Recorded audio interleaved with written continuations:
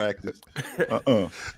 Yo, we got a list of teams that have over exceeded expectations.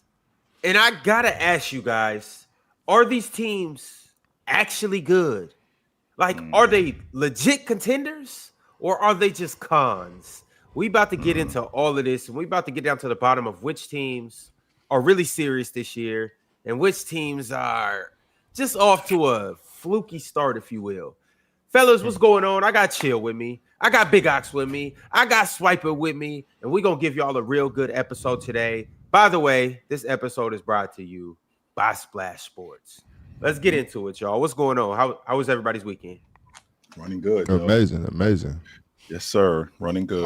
Absolutely. I just really at some point really want to talk. Well, is Drench coming today? Is he on Monday?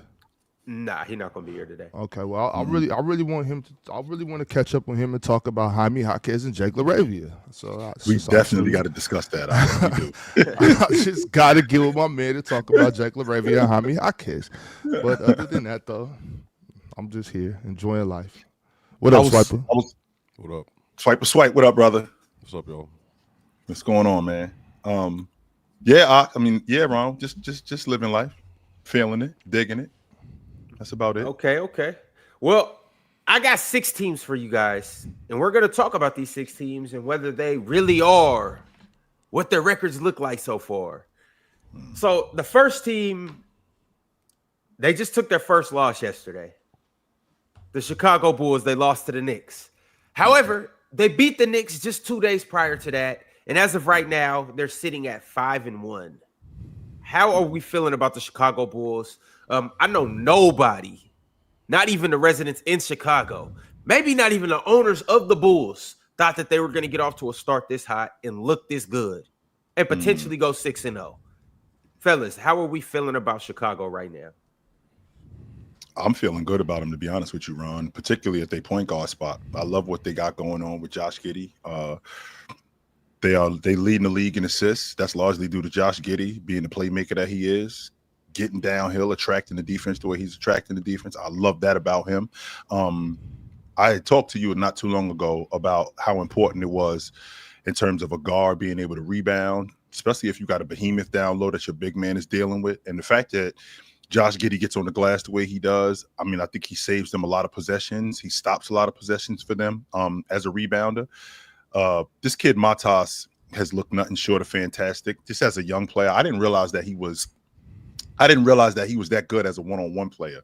And I think that really helps them. Now, with that being said, I was not on the Vooch train because I feel like I was more on the youth movement with the Chicago Bulls because I see what they're doing with Josh Giddey at 22 years old, with Matas at 20 years old. They got a bunch of kids over there. This kid Williams actually is playing better than what anticipated. But I like what I'm seeing with this Bulls team. The fact that they play defense the way that they play defense, the way that they rebound, and the fact that Josh Giddey speeds them up and makes them play fast and as efficient as he is as a distributor, this team is a lot better than what I thought they were. I thought it was just a youth movement and this team could possibly be a playing team, but I think they're a lot better than that. I mean, I definitely didn't think the Bulls were going to start out 5-0. But with that being said, y'all, it was still just like first 5 and 6 games for some teams in these first 2 weeks of the season, and I just don't want us to get ahead of ourselves. I still believe that the teams that we believe are going to be the top teams in the West are still going to be the top teams in the West. The teams we believe are going to be the top teams in the East are still going to be the top teams in the East when all the dust settles. When all the dust settles, I still believe the top teams are the top teams. That doesn't mean that we can't talk about like amazing starts for the Bulls, amazing starts for the Spurs. Even we spoke about this before, even before the season started. That maybe we were a little hard on the Sixers. So we've already established that. But I mean, shout out to the Bulls though. Like Matas Buzelis is incredible. I mean, we all know Josh Giddey's a hooper. I don't think anybody should be shocked. But I'm excited to watch the Bulls. Ox, how often do teams win 5 in a row? Like I'd like to think that that's a big deal. And moving forward, like we can build on this. Do I expect them to continuously win 5 games in a row throughout the course of the season? No, because I mean at that pace, you're looking at a 60-win Bulls team. I don't think they're that good. No, I'm not saying that, but I do think that the stuff that they're doing to get them to 5 wins, and even though they jumped out as early as they did, I think that that's something that they can build on. Absolutely. I think they can build on it. Without a doubt. I think winning, like you said, five-game win streak at any point in the season, that's good. It's great. So I'm not trying to knock them for that, chill. I just don't believe that we're looking at the Chicago Bulls in the Eastern Conference Finals or something like that. I don't think we're looking at the Chicago Bulls winning the. That's all I'm saying. I think that the top teams are still the top teams. The Knicks, I believe the Knicks are a better basketball team than Chicago Bulls. So they were supposed to win last night. Yeah, I think so, Ron. Fellas, Swiper, Mars, thoughts on the Bulls? Shout out Josh Giddey and Ayo Dosunmu. They're playing really well. And I'm excited to see. I can't remember who it was, but we were having Billy Donovan should be fire talks, in the summer? Yes. I can't remember who that was or who initiated. When he was getting to the Hall of Fame. It was a couple right weeks after ago. getting inducted to the Hall of Fame. Yeah. I think, I've maintained where I stood. I just think that obviously early season for me is just like who's made the improvements in the offseason, who's shown up, who's been committed to start fast. I think that like the Bulls are just they're the exemplary team that's like super overperforming expectations right now. But they're a really good basketball team. Like they play together, they play connected. If you just kind of watch their play style, they share the ball really well. If you've been paying attention to Josh Giddey, he's been playing well for really all the full of 2025. Really, like I said, since February or so, man, he's just been a different player. He's playing confident. The team's playing confident. And I think everybody's just kind of finding their rhythm and figuring out how to play basketball together. So they're super impressive. And I think that the Bulls should be taken seriously the same way I think the Bucks should be taken seriously. I think if you're starting off well, you should definitely get credit for what you're doing. And then in regards to the Sixers, Ron, I said on another platform, a couple of days ago that I know this sounds like gas, and it could be gas. And there's definitely some bias in here, but I also think it's just based on how he's played. I wouldn't be surprised if VJ Edgecombe, if you tell me 2 years from now he might be the best player on his team. I think there's a world where he does that. I think defensively, he's a really polished college defender.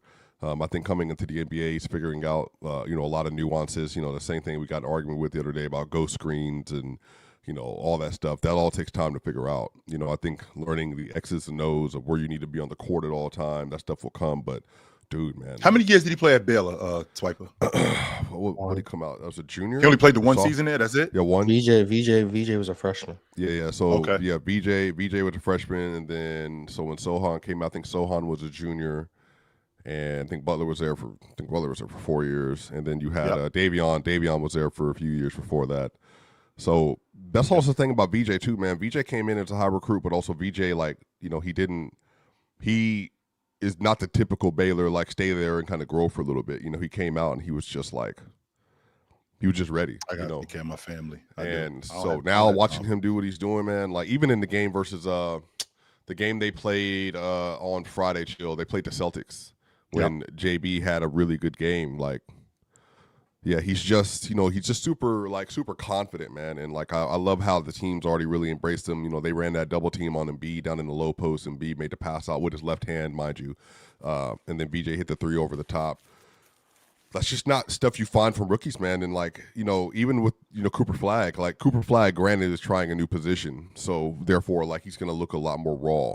But BJ is kind of being slotted in as the third man, and he's excelling in that role. Whereas Cooper is walking into a situation they're asking him to be a primary on-ball player, be a point guard to Chill's point, and it's just a little bit slower. So, yeah, all the way around, man. I think 76ers, I think the Bulls, I think the Bucks, you start off well, and, you really build some confidence. We're not even bringing up the Thunder either, Ron. The Thunder obviously 7-0. Schedule hasn't been, super crazy, but, they're doing what you expect them to do. I think there's some teams that look really good so far to start the year off. Mars. I'm sorry. I was just about – go ahead. I'm sorry. Mars, bringing it back to the Bulls, what's your thoughts on the Chicago Bulls? In terms of what? In terms of Josh Giddey, Mars, I'd like for you to talk about Josh Giddey a little bit because number one, we could do that. When we talk about Josh Giddey, Mars, the first thing I want to ask you, like, what were your biggest issues with him in Oklahoma City? Like, refresh my memory on your issues with him in Oklahoma City. He didn't fit. He was a bad defender who needs the ball in his hands, and he wasn't going to get the ball in his hands next to the best player in the world, in OKC's estimation. Not one of the 5 best players on the planet. He just wasn't going to get the ball, and he didn't fit. And they were actively worse with him on the floor because they were trying to shoehorn him into a lineup that was predicated on defense and floor spacing, and he provided neither one of those things.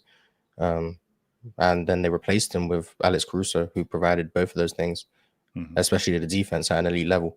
And I would argue it made them champions, or at least assisted heavily in making them champions. So that was my issue with Josh Giddey in Oklahoma City. Now, with that, because he didn't fit, did that make you think he was a worse player, or it just didn't fit with him in Oklahoma City?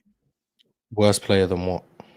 Well, worst player, like what you're seeing right now with Josh Giddey with the Bulls in a system where it actually works for him, where they're playing the way that's conducive more to his game. When he was in Oklahoma City, to your point, he needed the ball in his hands. We already got a guy who's got that. We need a defender, and they ended up replacing him with that. Well, now he's playing somewhere where his game is more conducive to what they're doing.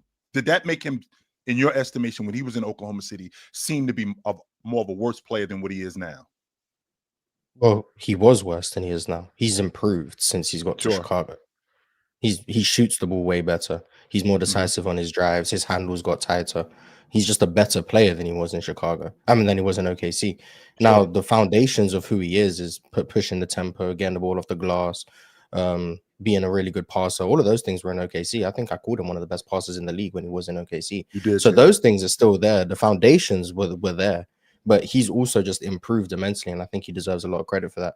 Shooting the ball with a lot of confidence. I think he's at like 40% on the season thus far. He closed the year last year shooting really well from 3. This isn't like a this season thing with Chicago. They like March and April of last year, they really like took a step. You can kind of like line it up with when Zach LaVine got traded.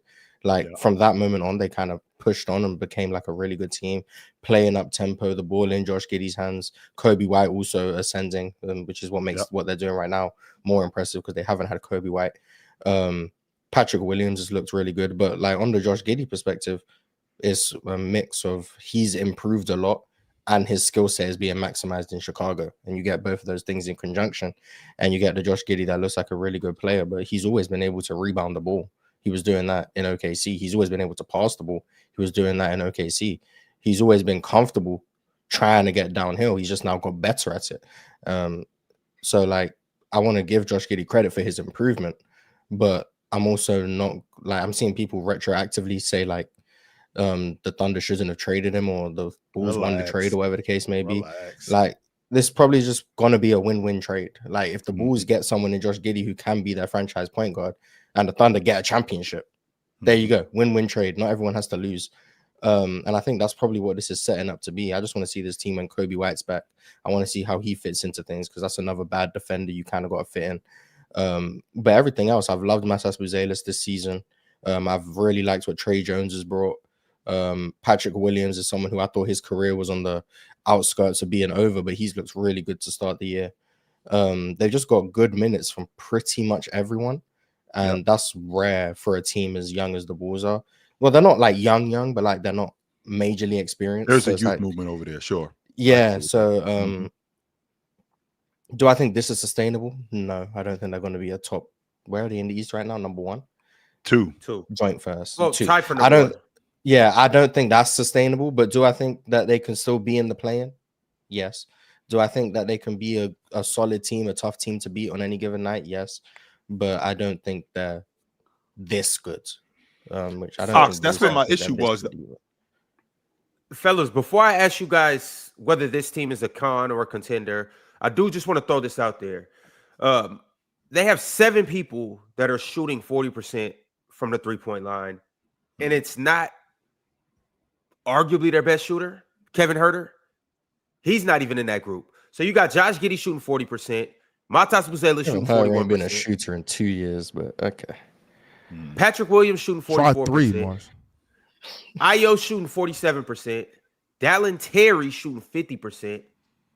Nikola Vucevic shooting 53%. And Trey Jones shooting 60%. I don't know how sustainable that is, but they knocking them down. Well, Fellas, on what type of volume though? If it's if it's a respectable volume or maybe Matas is shooting 4.8 attempts, 41%. Giddey shooting 4.5 on 41%.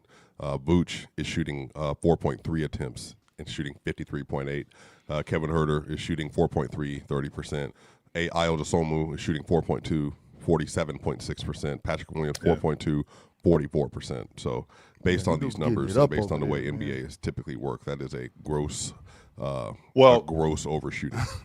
Ox, you always talk, but Ox, you always talk about basketball players and playing basketball, and I think that with this Bulls team, I think Josh Giddey allows them to play basketball. Like that thing becomes a hot potato. It doesn't really stick a lot to guys' hands, especially when they get in the half court. I've watched Josh Giddey a couple of different times where the ball was moving, and he already saw maybe Patrick Williams in the corner, or he saw Dosunmu in the corner. I see why you love him, by the way, Swiper, because he does all the necessary things to stay on the floor. $7 million a year expiring deal, by the way. Yeah, I definitely see why you love him. But the thing that I was concerned with, because Mars really brought up an interesting point. Like when you see guys that are in systems that aren't really conducive to their game, what it ultimately makes them look like is they look like they can't play.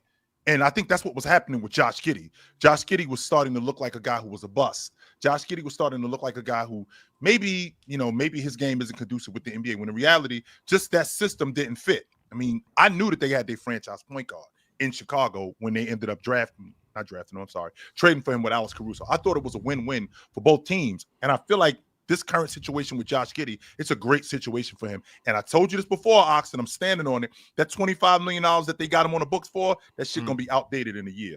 Yeah, for sure. It's outdated right now, Chill. The thing with Josh, it was never that. I think we all knew we knew Josh was a baller when he was playing in Illawarra, when he was down there. We knew Josh was cold then. He was still cold when he was playing with OKC. It's just like to Mars' point, when we were talking about it, it just was a bad fit with him and Shai. You know what I'm saying? Shai's obviously, we all know he's the better basketball player. He needs the ball. You know what I'm saying? Josh can't be as effective off the ball at that point. He needed the ball as well. And it was just like we all been saying, it was a win-win trade, and they needed to happen. I think, obviously, I think some of the pushback, or we can call it hate or whatever, for Josh Giddey, a lot of it had to do with that off-court situation. But we all know Josh was a really talented basketball player. Yes. Yo, so we're going to go ahead and get into whether this team is a contender or a con. I'm running a poll right now. I asked you guys which one of the Bulls. 18% of you guys said contenders, but 82% said that the Bulls are, in fact, cons. Real talk, we haven't heard from you yet. I want to know how you feel about the Bulls. Are they a contender, or are they just merely a con? Definitely a con. They're not continuing to win anything this season, but they've gotten off to a great start, so shout out to them. Josh Giddey's playing very good basketball right now, hitting 40+% of his threes. I don't think that's sustainable. I think you just referenced that, 6 of their players on the roster are shooting 40+% from three. Actually. 7. And then I also heard Mars in another episode reference the fact that teams are shooting 26% from three against them. But I did see the Knicks game. And when I was watching, the Knicks were shooting like 57% from three for a portion of that game against them. So that number definitely creeped back up. It's gone up to 30% or 33. You said what? Something like that. It's gone up to like 30 or 33% now, because the Knicks shot 40% in both their games against them. Yes. So, and the Knicks beat them, if I'm not mistaken, as well. So, they've gone off to a good start, but we've seen mediocre to even bad teams get off to very hot starts early on in the season. So I'm definitely not looking at Chicago as any kind of contender in the Eastern Conference this year. But I do agree they definitely have their point guard of the future in Josh Giddey. He's been a very good player. But outside of that, I'm not really taking this Chicago team too seriously. Well, Ron, you got to ask yourself. Go ahead. Go ahead. No, I got to ask what? Well, you got to ask yourself what exactly a contender is. Are you a championship contender? Are you a playoff contender? Are you what kind of contender are we talking about here? Because I don't think that there's anybody up here that thinks the Bulls can win the NBA championship. I don't think there's anybody up here. Relax, Mars. I don't think there's anybody up here that thinks that I think every last one of us up here, if we saw the Bulls in the Eastern Conference Championship, would be like, I told you. I don't think that there's anybody up here that Which has to be championship contender. You know Sure. what it is with basketball talk. When it comes to hoop talk, if you make the playoffs and you lose in the first round, you're a weak ass team. You know how it goes. So Right. we No, wouldn't be that's up here- depending on team. I wouldn't Well, say that for every team. But you know how it goes. Just in typical, and I'm not saying about each one of you individually. I'm just saying typically in hoop talk, you know, if you lose in the first round, blow it up, you know. So it's like we're definitely talking about at least Eastern, at least conference finals contenders. You know what I'm saying? We at least have to be speaking about that, right? Like top 4, top 3, top 2. I'm thinking about just them making the playoffs, like outright. I'm not thinking about them playing themselves into the playoffs. Are they a playoff contender when we get to April or when we get to late March? Are we looking at the Bulls as one of the 5-6 best teams in the Eastern Conference? That's what I'm thinking. Ron, can you clarify what we're talking about right now? It's really your definition. Like, if my thing is, if we were to say championship contender, everybody's gonna say no. Are they a contender in the East? Are they a serious team in the East? There you go. Okay. Hey, are they? Can they flat out make the playoffs as a top 6 seed in the East instead of like playing in the play? Let's do the second round, y'all. Can they get out the first round of the playoffs? Like, let's do that for the teams we're talking about today. Can they get to the second round? No. Chill. I wouldn't think so. You would say they're a con, Chill? Yes. I in terms of a championship contender, yes, I think they're a con. In terms of a playoff contender, if they could keep playing defense the way that they play in defense, and if that ball could keep hopping the way it's hopping, I think they can make the playoffs outright. The Swiper, con or contender? I think they are a team that looks very good to start the year off, and then we will see what they look like by the end of the year. But I do not think they are a contender by a traditional definition. Yeah. Big Ox? First of all, could somebody get Swiper an espresso shot? I feel good. I'm just, not dominating the show with yapping. Gotta get some energy in here, Swipe. What's up, bro? What's up, brother? For me, Ron, I think that they're a playoff. I think they're looking right now like they're a playoff team. They're playing like they can make the playoffs, whether that's a 5, 6, 7, 8, play-in spot, whatever. I think they'll probably land somewhere around that 6, 7 seed though when it's all said and done. With that being said, if they land in that 6, 7 seed, that might end up playing one of the top teams. I don't think they could beat them in the playoff series like the Knicks, Cleveland. Even when Orlando gets their stuff together, I don't think they'll be able to play with them either. So, I don't think so, Ron. I'm gonna go ahead and respectfully call them a con, but I think they're a really good basketball team right now. Mars, are you following in everybody else's footsteps?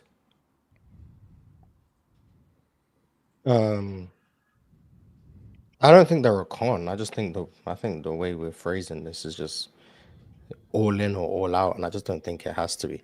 But if you're making me have to choose between those two options, then obviously con is the right answer.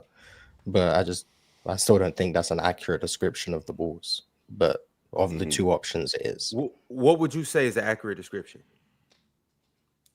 They're a decent team that started well, but no one was projecting them to be second round playoff contenders or whatever. And I don't think the Bulls are setting up their season to do that either. Like, it would be nice, but I don't think that was their goals going into the year. Oh, let's see if we can make a run in the East. Like, their goal was probably, let's see what we have with our young guys. Let's see what Matas looks like. Let's see how Josh Giddey looks. And let's try and be in the play-in, because that's the Bulls' MO. So I don't think they're cons because they've started the season well, even though we know it's not sustainable. And if it is sustainable, my bad. But I don't think that makes them cons, because that makes it seem like it's a negative if they inevitably fall back to earth. And I don't think it is. So, or that they're trying to deceive us, which I don't think they're trying to do. So, all right, y'all. Well, we're gonna move on to the next team. Shout out to the Chicago Bulls. Quick question, Ron. Just a quick question. Why is everybody in the chat talking about the Rockets? Did y'all talk about the Rockets already or something? Or no. Okay, I just want. I don't know, but Rockets fans, I guess I was seeing some Rockets fans praising what's going on in Houston, and then someone was like, they beat the Celtics and the Raptors. I don't know why Rockets fans are hyping it. And it's like, okay. Just okay. winning games in the NBA just doesn't deserve to be credited unless it's the right team. So. And I if agree. you're not Y'all beating hyping it. Oklahoma City, right? If you're not beating the best team in the league, you ain't winning. You suck. Yeah, that's how dare you? Number one offense in the league. How by dare the you way. blow? Yeah, how dare you blow out the Raptors and the Celtics? You know, Who do you think you are smoking the Boston Celtics? That don't mean nothing. Yeah, come on, we don't mute. Yeah. Number one offense in the league, by the way. Well, Indeed. I mean, yeah, not adjusted. I mean, you're going to find a way to discredit it. Not adjusted what, Swiper? Have you Well, been watching them in Thompson? Yeah, Have you they been do. watching They him do as a schedule. ball They're, handler? I don't. That's why I don't just. I stay silent sometimes because it's just nuance. Yeah, I do. They are number one raw, but I like if you like some of the schedule adjusted stuff that I've done, before. Like it's just they're not. But they did have a dunks and phenomenal game. threes. They're actually fifth in offense because they're going the That's level all. of defense. That's all. It's not because you'll never guess who's number one per dunks and threes. You'll never guess. No, because I just You'll never guess. You'll never guess. Never mind. I'll go back to being silent. You're right. You'll never guess. You'll never guess. Yeah, well, Houston Rockets fans. Are you? Because you brought it up real quick, and I don't want to sway the segment, Ron, but I just want to get a little, just a little depth from what Chill was saying. Are you impressed with Amin Thompson and what he's doing at the point guard position this season? Yes, I am. Absolutely. I'm impressed with him. Yes, I am. I watched that Celtic game, and something that he didn't do last season that he's doing this season. He's getting downhill and definitely looking at guys on the wings more, and his ability to pass to those guys off a double team. So when that defense collapsed on him, he had a pass in the third quarter. Tari Eason was in the corner. He ends up getting past the first defender. He gets past the first defender. The second defender collapses on him, and the big man comes up. He bumps the big guy and drops it on the floor to the three-point line. That's not a pass that he's making a year ago. A year ago, he's throwing the ball out of bounds. A year ago, he's giving me a wild shot. Now, don't get me wrong, Ox. I don't particularly love the 10% at the long ball line. That's not going to get it done for us. No. You have to be able to knock down threes. No, absolutely not. I hate that, as a matter of fact. But I'm very optimistic about his playmaking and his passing and his ability to get to the rim and finish. I do like that. Yes. Okay, no doubt. And Kevin Durant. All right, fellas. Durant. By the way, real talk. Kevin Durant is still good. Well, we'll see if the Rockets and Kevin Durant are really about something tomorrow when they play against the best team in Texas. So you guys check back in with me after that whole ordeal happens. Okay. Do we know when AD's supposed to be back though? He's missing the next two games. Well, missing the next game for sure, and then they'll reevaluate him. All right, cool. Well, fellas, we're gonna talk about a good place, and this good place is called Splash Sports. And the reason why this place is so good, it's because, well, I know everybody likes deposits into their bank account. And this is where you could get a big splash of cash into your bank account. When you download this app, you could do that by scanning the QR code on the screen or clicking the link in the bio. And here you essentially make your picks on the players you like, in the sport you like, and it's very simple. When you get a player projection, you choose more or you choose less. And that's really that. And speaking of Splash Sports, we have a game going on right now, an NBA Survivor contest where you pick a player to score 20 or more points on every night. And the person that, well, survives, they keep going. And the person that doesn't survive, well, you're done. And so the contest started with 278 people. And now there are only 20 remaining entries. 7% of people are still surviving. And you know what's funny? There's a guy up here who has a couple people that are survived. I don't know how he's done it. I don't know how he's still in the winner's circle.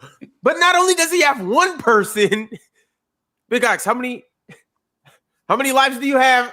Dopes. This me. Yo, so Ox, I wanna run through this right quick because I could see everybody that you've chosen and all of this good stuff. But first off, can you tell us how did you do it? Big Ox, how have you done this? Easy, bro. Look at the players like, oh, he could score 20 tonight. They playing these people, and then I pick the guy. No big deal. Like Jaren Jackson was so obvious yesterday, Last night.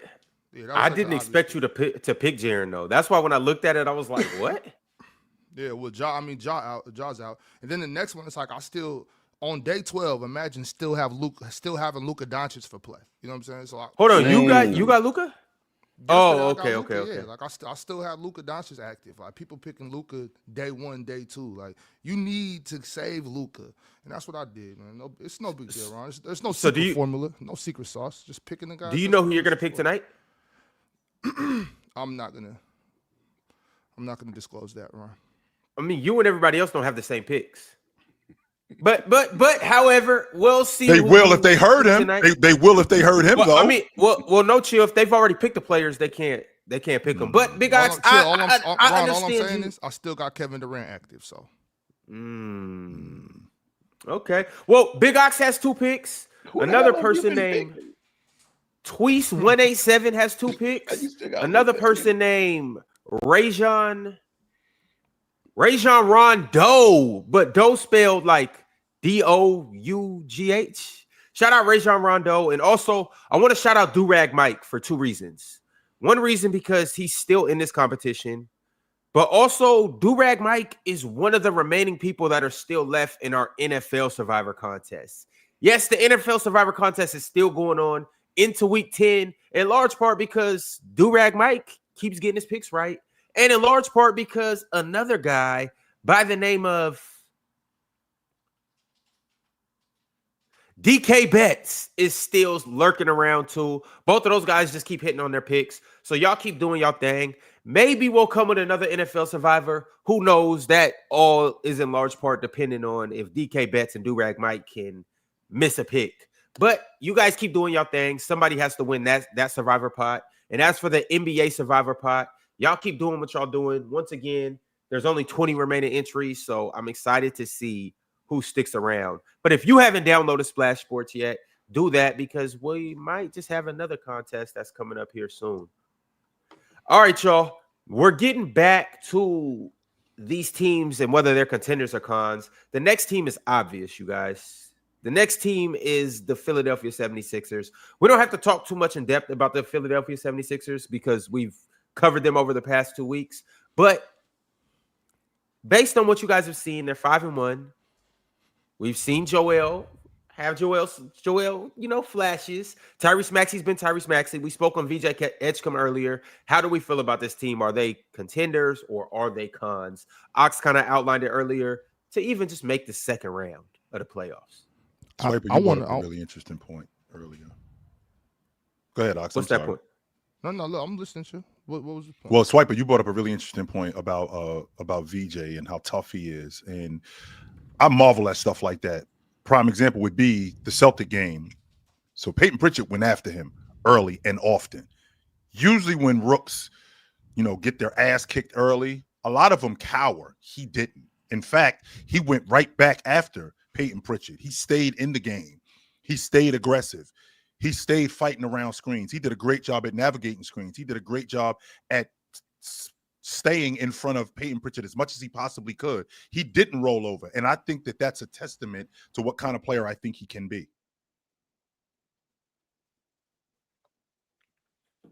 Yo, Ox, talk to me. You were about to say something. Yeah, I mean, I just want to just go back on what I was saying earlier. Like, I was so low on Philly during the summertime, obviously because of Joel Embiid and Paul George being injured. Joel surprised me playing in the preseason, and I wasn't expecting to see Joel till around Christmas time. So, I mean, that changed my outlook on them. Higher on them. VJ Edgecombe, he's basically Anthony Edwards, So it's like, so I'm, I had somebody DM me that take Ox. I'm like, bro, what's same? Someone DM me. Someone DM me. What's Ox talking about? I was like, why are you asking me? Ask Ox right here. I clearly said what I was talking about. But how wild is he with that? Is he real wild with that or just wild with that? I mean, saying that he's as good as him right now is wild. But he can be as good, maybe, potentially. We'll have to see.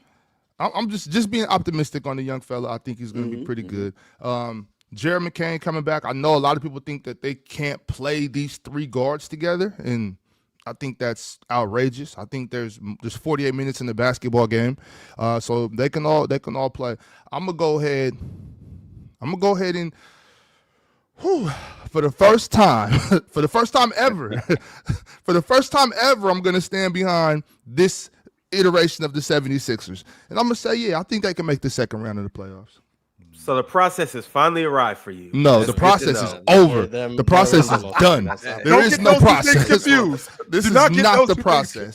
This is some young fellas that they're riding behind. I don't know what y'all would have called that, but this is not the process, Ron. That is over. And also, to Mars's point, he didn't say it today, but he said it plenty of times, and I think we all know, Paul George is still an NBA basketball player. He might not be Paul George of 2019, but he's still an NBA basketball player. So when he comes around, I expect him to help.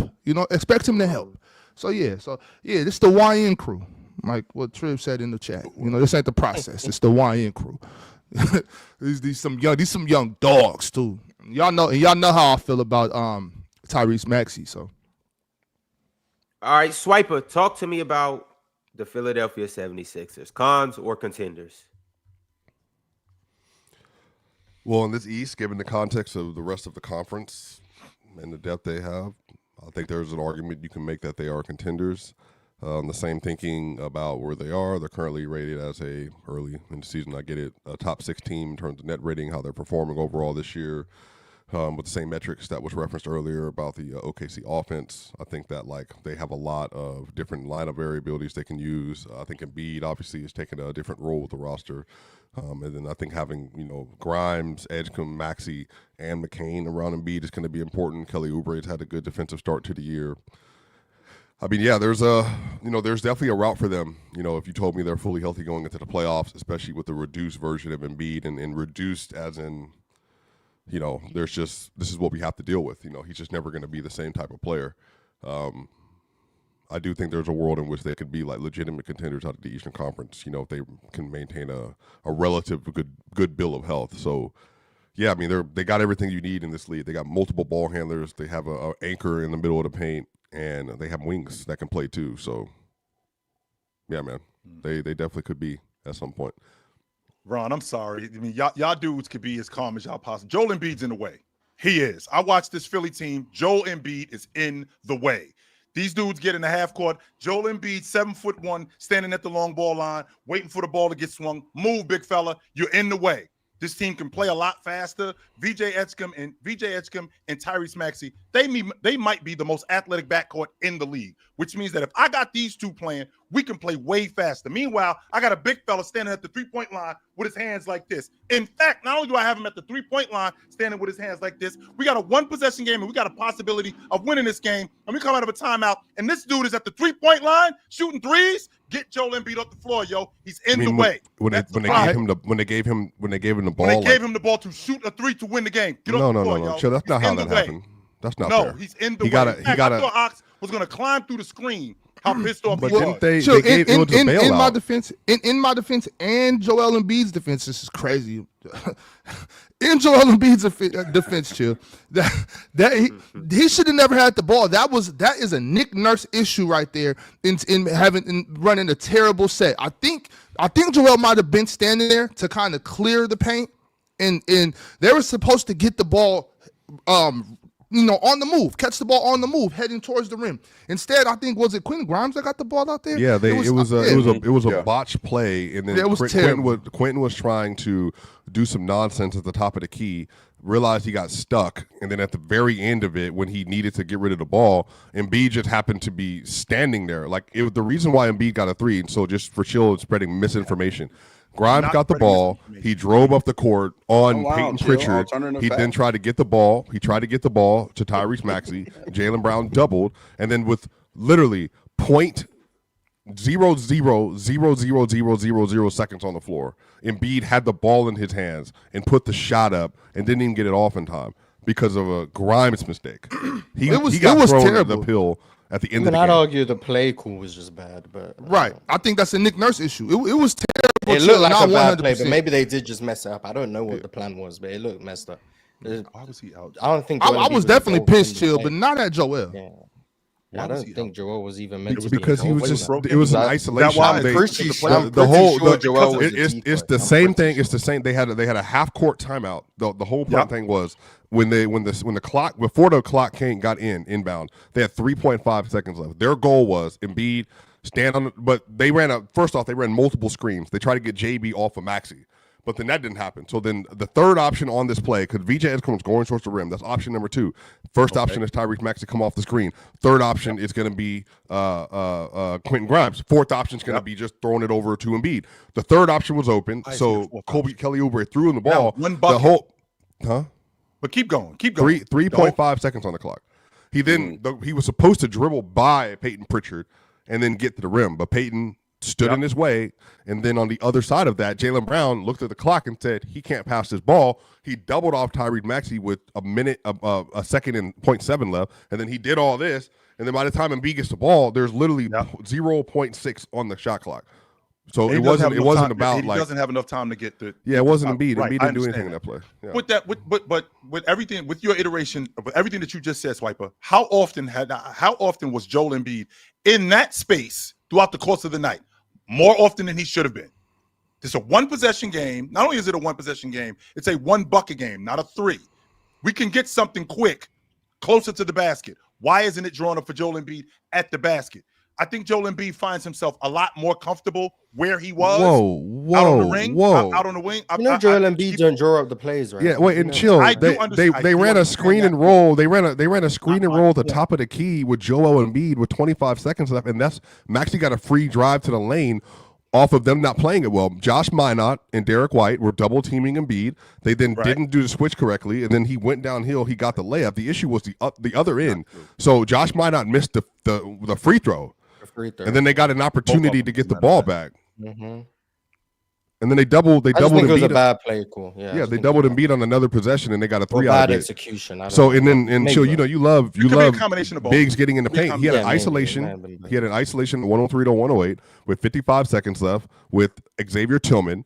They obviously didn't want him to get a solid ISO, so then he got a double with Josh Minot. He then throws the ball, wraps around Minot's shoulder to a wide open VJ, and VJ hits the 3. What you guys are doing? What you Chill, guys? I think I might be with you though. I think it might be Chill time. is making an overarching point about like not just boggling down to that specific play, but just that franchise in general. It just may be time to move on from Joel Embiid. I'm very conflicted about. I mean, that's what he originally. And this is why you said Joel's in the way, and you pointed. He said Joel's in the way, and then he brought up that. We're disagreeing with the last play of the game. Yeah. That's what he said. Right.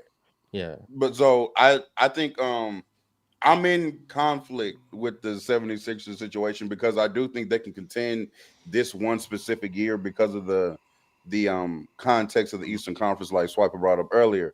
However, I also believe that the longer that you wait around for Joel Embiid, the lower his trade value does get, because I don't know if he can stay healthy. He doesn't have any trade value right now, though. Exactly. Nobody's buying this limit. Nobody wants that jalopy. It gets worse as you continue to wait. No, it doesn't. Real talk. No, it does not. Nope, it does not. Who's out here spending good money on jalopy? Chill's saying the guy who's in the way is apparently going to play his way into better trade value, despite being in the way, and then they're going to manipulate someone into paying the $50 million. Manipulate? That's not manipulate. That's scam. I don't know what. I don't know what franchise Chill thinks exists in the NBA where they're trading for Joel. Chill. He has a $58 million bill this year. Contract till he has 62.7 next year, and has a player option. And then he has a player option for 67.3. So apparently, there's an incompetent that brother go. So what franchise do you think is incompetent enough to trade for Joel Embiid? Because you think it's going to happen. So the Lakers are so the Lakers are trading. How much is DeMar making? Because we're dumb enough. DeMar's making 25. So half. Now remember. So the Lakers are dumb enough to trade for Joel based on what? No. Okay, so number one, Joel Embiid is still a star power name, and the fact that he's a star power name brings star power to the Lakers. They would do it.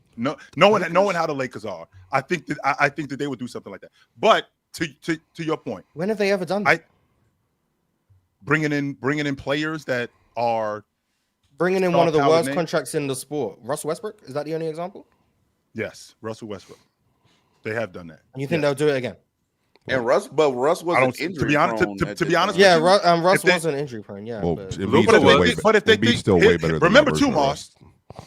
Remember Yeah, but where he we are. doesn't To answer your play. question, remember where we are. We're in a league right now where everybody thinks because of the parity that they have, if you're close, that we can win it. So trading for a guy like Joel Embiid, playing with James, depending on what they would have to give up, playing with James. Well, they have to and make you able $50 million. So it would Yes, you have to be make LeBron. $50 million work, which means that you may have to get a third team involved. And I'm just bringing up the Lakers. I'm not just bringing up the Lakers as the only team. I think that there are other teams. To your point, when you talked about Joel Embiid being in the way, let's not make it seem like Joel Embiid is in the way, but he's still not effective. No, he's in the way, but he's still effective, and it's effective enough for teams to go, you know what? Maybe he can work with us, especially if we're close. Now, I understand the money is a huge issue. 100% saying the money is a huge issue. It's the biggest issue. If he could, if he can show that he Maybe can the hold second up, biggest issue. I don't know, for a month or two, real talk, and he might be on the market. I think we can finagle somebody. You know, to Joel take- I think Embiid's we the can- second highest paid player in the NBA, right? I do know that. And I, to be honest with you, I said the same thing. I said the same thing when Chris Paul's contract was radioactive. When he ended up getting moved, when he ended up signing that deal in Houston, when he was injury prone, and then he ended up getting moved. I just saw Luka get traded last year. Nobody in this league is untradeable. My bad. Nobody. My bad. Well, Nobody- and- the I thing think about it is all of y'all those thought trades have different contexts around them. I mean, I hear what you're saying, but chill, I'm not even really keeping up. So you're saying he's in the way in Philly, Yes. but then somebody else is going to want him, knowing that he's on that kind of contract and under contract for like 2-3 more seasons, getting paid that much money. 60, 70 million. How are those things Shit. congruent? Well, he's Like, how got do four. they He's got go 4 together? years on his contract. So This year and 3 more. To your point, real talk. So I could be in the way, but still be effective to other people. They could see what I'm doing. And like prime example, we just talked $60 about million effective. as I was saying, like Josh Giddey is a prime example of that, right? Josh Giddey is a prime example of that. Josh Giddey was a guy who it just didn't fit. He was in the way, but he ended up moving on, right? He ended up moving on, and it looked a lot better. This situation with Joel Embiid playing with Philly, where he's in the way of this, I feel like he's in the way, but he's still effective in that offense. He can still knock down a mid-range jump shot. He can still fit. He might not be able to get up I as don't know high how as he much used y'all to be want to able to get. buy into like the Josh on Giddey was court. making $8 million last Yeah, year. like it's just. But on again, his Joe, rookie deal. you got to remember with the CBA, everyone is trying to avoid the first and second apron, and so the question then becomes: is it worth adding someone of this caliber, gutting your roster, and then putting yourself in the first or second apron? Be a championship. And too. then, but the Celtics also just showed you they're not willing to do it. They won a championship, and then the very next year they dumped 60% of their salaries because they don't want to pay a $400 million bill because of the repeater tax. So it's going to be very difficult to get rid of Embiid. I think they're stuck with him, and for the time being, until maybe he gets to the last 2 years. There's 3 years, including this year, left on that deal, and it's going up from 57 to 62 to 67 with a player Right, option. but will he be able to walk in 2 years?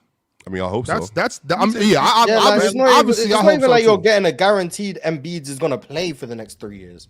So you're trading for the second highest paid player in the league. The only guys above him is Steph and then Dame and Bradley Beal, who got bought out. So like based on like actual salaries, he's the second highest paid player in the NBA. His money's going up. He's the most injury prone player in the league. The second apron exists. No tanking team is trading for Joel Embiid. There's no benefit for them doing it. Any contender who trades for Joel Embiid is having to gut their roster to make the money work. It just logistically, how is a team trading for Joel Embiid? It just doesn't actually make sense. Any tanking team, to your point, isn't going to get involved with Joel Embiid. There's no reason to do that. But I think that you're looking at it only from just teams straight up. Like I don't know, let's say Minnesota and Philly. You can't put contracts together in an apron like that in their second apron. You can't combine contracts. So if you're in the second apron, you cannot combine contracts. Damn. It's Well, illegal. that kills that. You That literally- kills that thing. You can't. Like he's not tradable. Like it's whether or not we agree with you that Aggregate he's in salary that phrase in the whether or CBA. not we agree that he's in the way that can be a separate discussion.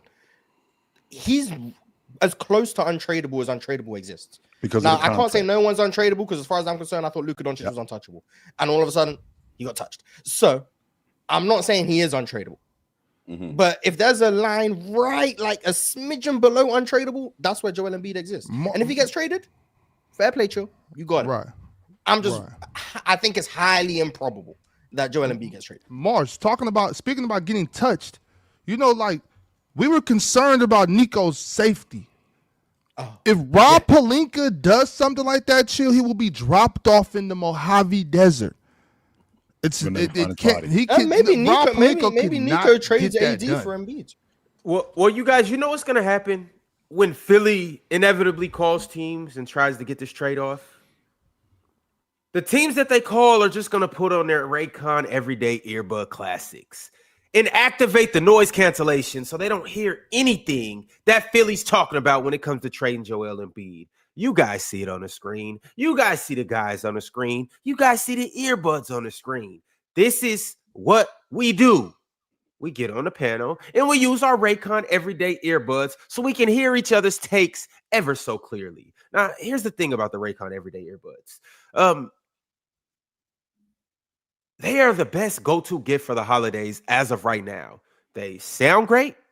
They look great. They feel great. And they have a great battery life of up to 32 hours. So you can wear them basically all day and some, and you can knock out everything that you need to knock out. You see, yesterday I had a basketball workout. I wore my RAYCON earbuds. I went and hit the weights after that. I wore my RAYCON Everyday Earbuds. I went to the sauna afterwards. I wore my RAYCON Everyday Earbuds. I went to sleep afterwards. I wore my RAYCON Everyday Earbuds. And then I woke up and I had a business meeting bright and early this morning. And I wore my RAYCON Everyday Earbuds. And I'm still wearing them 24 hours later on the panel, my RAYCON Everyday Earbuds. And the cool thing about it is, for everybody out there that's curious, now's the time to try them out. Specifically for Black Friday and Cyber Monday, because you can get up to 30% off on all RAYCON products. Perfect for gifting or even just buying them for yourself. Y'all, this is a message and it's sponsored by RAYCON and it's brought to you by RAYCON. And I advise you guys to go get your RAYCONs. Plus, over 3 million customers already love RAYCON Everyday Earbuds, and they come with a 30-day happiness guarantee. So if you don't love them, which it's hard not to, then you can return them easy and you have nothing to lose. So we use this product. I use this product. You need to go ahead and do it too. We'll catch you guys on the panel, listening to the panel with your RAYCON Everyday Earbuds. Go big for Black Friday and Cyber Monday. Everything up to 30% off. Just click the link in the description or go to buyraycon.com/PCS to save on your RAYCON audio products site-wide. We'll catch you guys soon. All right, fellas, we are in the crunch time chat segment. Oh, yeah. Show them things off. Mm-hmm. The RAYCON joins them from Ray J, right? Them the Ray J headphones, earbuds. Yeah. Mm-hmm. Shout out to bro. Ron, did you talk to Ray J? You see, my blue goes with this blue. You know, hey, chill. What color is yours? Blue. You're not true like to your the eye red, gonna be when I see you. Like your eye gonna be when I see you. That's what's going to happen. Hey, you're not true to the red. Hey, matter of fact, take that jersey off. Mm-hmm. All right, y'all. But we got super chat, so let's go ahead and make it happen. If you have sent through a super chat, if you are watching the video, if you've liked the video, if you subscribed, all of that good stuff, salute to you. Chris Black sent through the first super chat. It said Devin Armani Booker went to the game last night, and I swear that boy only misses when he wants. Shout out to Gil and Grayson. Shout out to Gil and Grayson on a great shooting night, and major shouts out to the defense on Wemby. Mars, you lock Wemby up. You and I we fought countless times about Donovan Mitchell and Devin Booker, and I see it because to be honest with you, like Devin Booker, his game is very aesthetically pleasing. He's got a much smoother game than Donovan Mitchell. When I watch him, it's definitely smoother. The way he races up into that jump shot, I think the passing has gotten a lot better. Like the height that he gets on his jump shot. I mean, it just looks, if you're just watching him play, he's a joy to watch. I see what you're looking at. I do. He's just really good. He is. Now, Ant may be too far gone at this point, so I can't push Devin Booker the best two guard in the league propaganda. I think Ant probably just got that one locked up. He for sure the second best to me. Like he's for sure the second best two guard in the league. He started the season a little bit slow on his make the right play gimmick, turning the ball over left and right. First couple games, the last 3-4 games he's played. That Devin Booker is a hell of a player. I'll say that.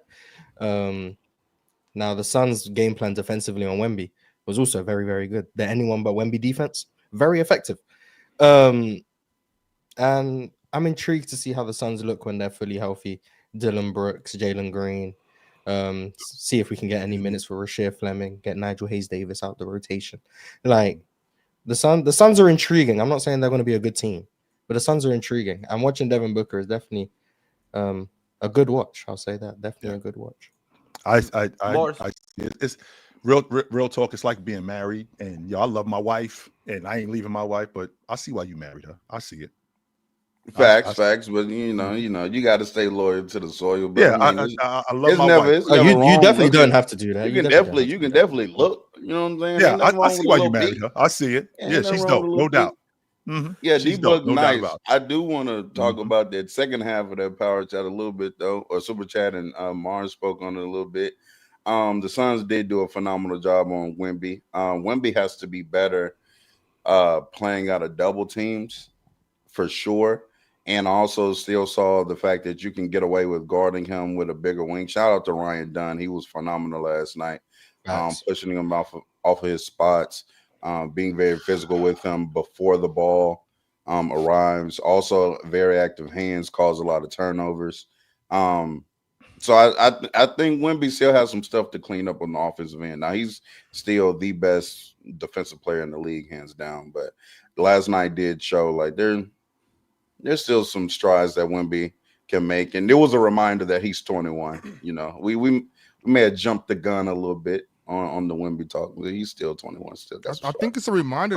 Mark Williams has been good though. Chill, by the way. He has been. Yes, he has been. Yes, he has. Sorry, really good. We can't expect Wemby to do that every night. You know what I'm saying? Like, we got to remember this is basketball and he's human. He's still as good as he was last week. You know what I mean? He's still that. But there's going to be games like this, and that shit we can't. Let's not knock him, and But I think that was a very fair assessment, though. Real talk. I'm not talking to you directly. I'm just saying, like, to the fans, though. Like, Wemby's not a bum. You know. Oh yeah.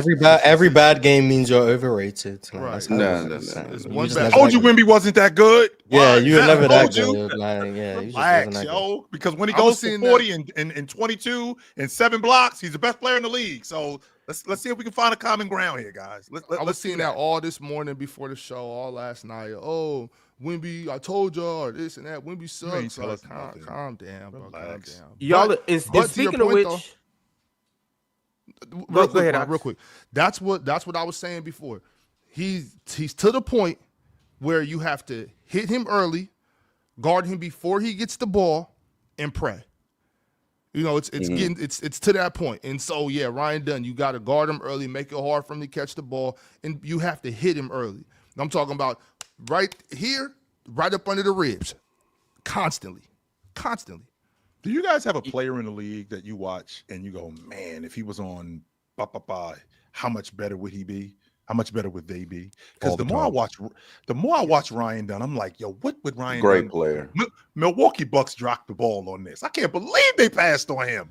He was that's right what there. You're talking about, oh my goodness, he was right there. At what was he? 24, the 24th pick, something like that. For what it's worth, they drafted AJ Johnson and that got them Kuzma. So okay. Chill. When you said that, do you ever wish it? I didn't know you were talking about Ryan Dunn. I initially was like, damn, I wish Wemby was playing the power forward for the Sacramento Kings. That's what I was. I bet thinking. you do. That's what my brain went. But I didn't know you were talking about Ryan Dunn. I just see players and I think to myself, man, I can't believe that they passed on him because he'd be great for them right now. Like Ryan Dunn is Lakers. They start small forward. He was taking 26. Well, No. Sorry, he was taking 26 because that was at the. He's a second year this year, Mars. Yes. Yeah, Ryan. Yeah, Dunn so Ryan Dunn was drafted taken at 26. He was 20 traded in the deal with Calvin He was Booth drafted when at they 28. traded 28. Yeah, they traded 3 seconds for him. The Suns. So the Suns in Denver that made that trade at that one, or that was I believe so. He was drafted. It says he was Mhm. drafted by the Nuggets. So I'd yeah, assume right. the Suns Yeah, did so that. they made the 3 second round swaps to get DeRon Holmes. I was actually nervous when y'all drafted him, but y'all relieved my tension when y'all traded him. I love. Did we Ryan Dunn as a draft prospect. Dalton I think Connect that crazy. year? Is that who the Lakers drafted that season? Yes. Oh yeah, you guys did, and Chill And then he had 40 Brother. points in the preseason, and he man. was called the next white star on LA. Yeah, but he had that 37-point mean, game against the Jazz. I Yeah, remember that game. but I remember that game. we tend to do well getting the Caucasians. He's also back in the rotation now, so shout out to Dalton. Fought his way back into the rotation. Yeah. Exciting Until whites. LeBron goes back. You got 4 of them. Hey, I wish we would have drafted Dalton Connect. So No, you don't. All right, fellas. Yes, the I next do. super we chat- got Devin Carter. respect, so yes, I respect do. Devin Carr, one of No. my headline twins. Shout out to my guy Devin. The next super chat is from DSG Piccolo. DSG said the weekend was great. Saints improved draft spot. Blazers won. Tumani just closed it out defensively. Last 2-minute rep. Clean tie-up. Blake Wesley broke his foot, though. I don't know who's the backup point guard now. Did you see the last 2-minute report, Swiper? Mm-hmm. Where they said that was a clean tie-up. You agree with the last 2-minute report? You agree with I've never seen it happen before. So that, and then I don't know if you saw David Adam, but David Adam's kind of young, so this is not all far from a young person. He said, "Well, if that's the case, if you're teaching us that you can do tie-ups from behind a player now, we will surely be teaching that in practice now." What's his direct response to that? What's wrong with him saying that, Swiper? Well, he's clearly trolling because he and they very much felt like it was a foul because, you know, there's no way for Jokic to like defend himself if somebody's like wrapped him and then, you know, so, you know, it's just it was literally a freak play that, like, you know, it's going to be a little complaint for a couple of days, but it's over. It happens. I think that was a good way for him to respond. You know, do some trolling, don't get fined, and say, hey, if that's legal, then we doing it. You know, even though we know you're not going to. Right. Just to kind of. And I would also like to say, you know, since you brought them up, I know they definitely lost, but I don't know. It is kind of interesting. They've had a double-digit lead in every game they played so far this year. So that's I'm curious to see, you know, how they continue to do this. Who this has? year. The Nuggets. The The Nuggets. Nuggets. Oh. Yeah. Shout out to the definitely Blazers. curious Though. to see They how that- started the season really well with one of the toughest schedules. And did Yup. you see Mostly Chris impressive. Murray was playing at, well, not really playing the 5. He was kind of playing the 5. He played the 5, but wasn't playing the 5. Yeah, they went to that switch everything lineup. The lineup that I love, by the way. Yeah. And once again, it seems to be working. The only time it didn't work, who was they playing? And they was giving up Utah? offensive rebounds. Was it the Jazz? It might have been the Jazz, yeah. Yes. And they were giving up offensive rebounds. But like for the most part, every time they go to that switch everything lineup, it was better when Matisse was there. But like even if you go with Chris Murray, Tamani, Drew, Denny, etc., like it works. It works for the most part. And That's then the you can go with your first. That's the traditional first big or combination of Donovan twin players. I don't think should be playing on different teams. I don't think Chris Murray and Keegan should be on different teams at this point. Every time he Fellas, walks in can the we- game, missing that wide open layup at the end of the game. Fellas, we gonna get to the Blazers. Yeah. They're actually on my list of teams. We got a couple more teams still to get to for contenders and cons and all of that good stuff. I have one more super chat we're gonna read. Then we're gonna get to the fast breakdown segment where we're gonna talk about all the games from yesterday and all of that good stuff. Y'all like the video? We about to really kick into action and get into things. But my next super chat is from UC. UC said, "Got Smart was done. Marcus Smart. But wow, he's been great defensively. Plus, I didn't see what Pelinka saw in Laravia, but he's been a great two-way wing with playmaking and scoring upside. Rob, get us Herb Jones for picks, and we are cooking." I'm not I don't going to know why say too people much throw because Marcus another Smart in the Lakers. Heat, but it's cool.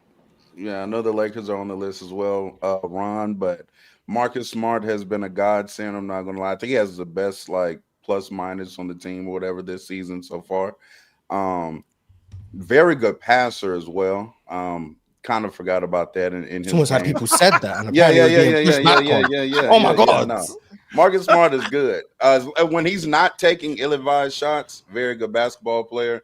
And Laravia, I disagree with that playmaking upside. We don't need him doing that, but good play finisher, a little bit more athletic than you think.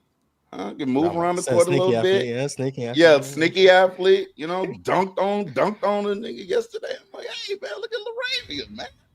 Laravia looking nice. See, Laravia was, real talk. Laravia was nice on the Kings, though. It's just he was on the Kings.